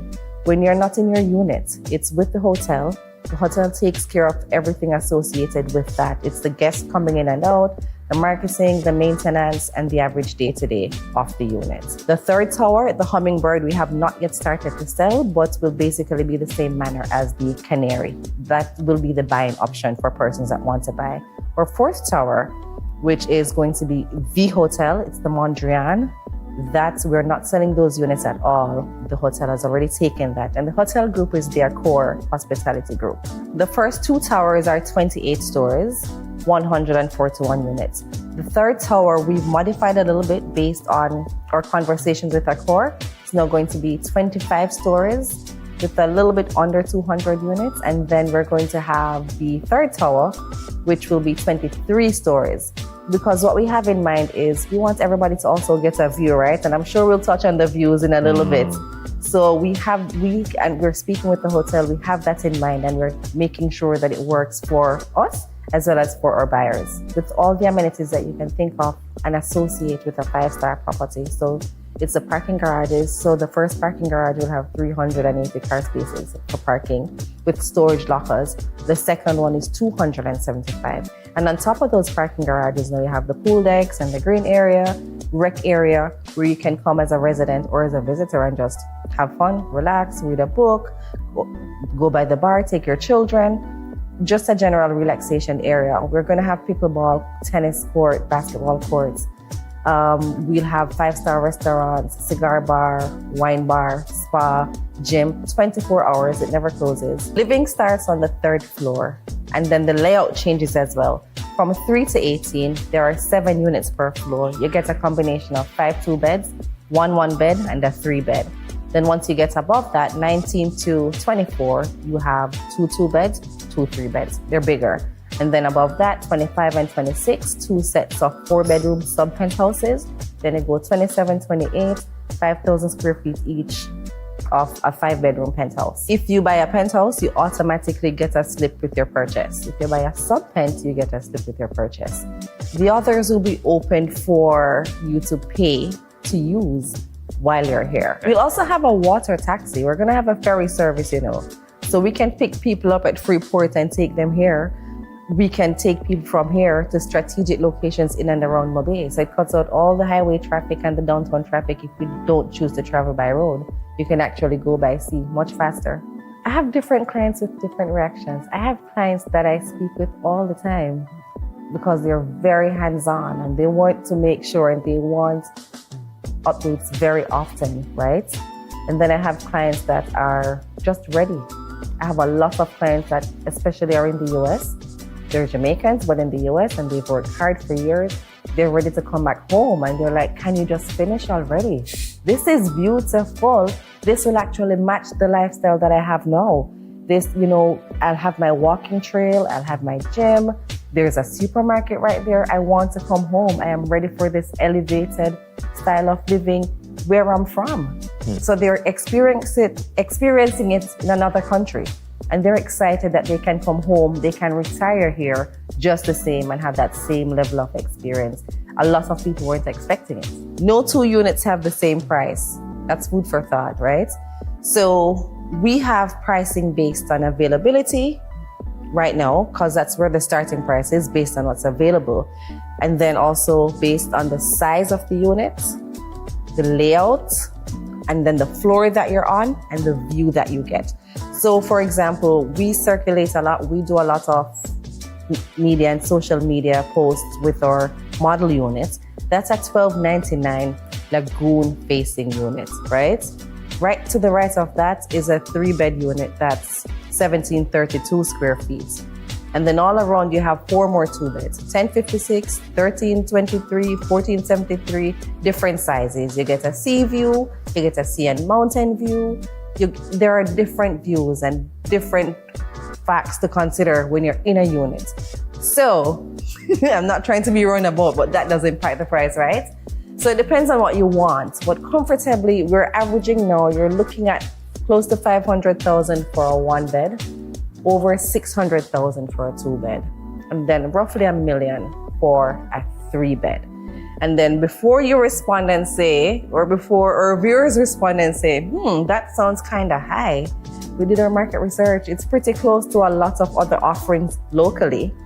And then you still can't compare offerings to other offerings, because you're not just buying a building, you're not just buying a structure. You're buying into a branded residence, into elevated lifestyle, into luxury living. Why not?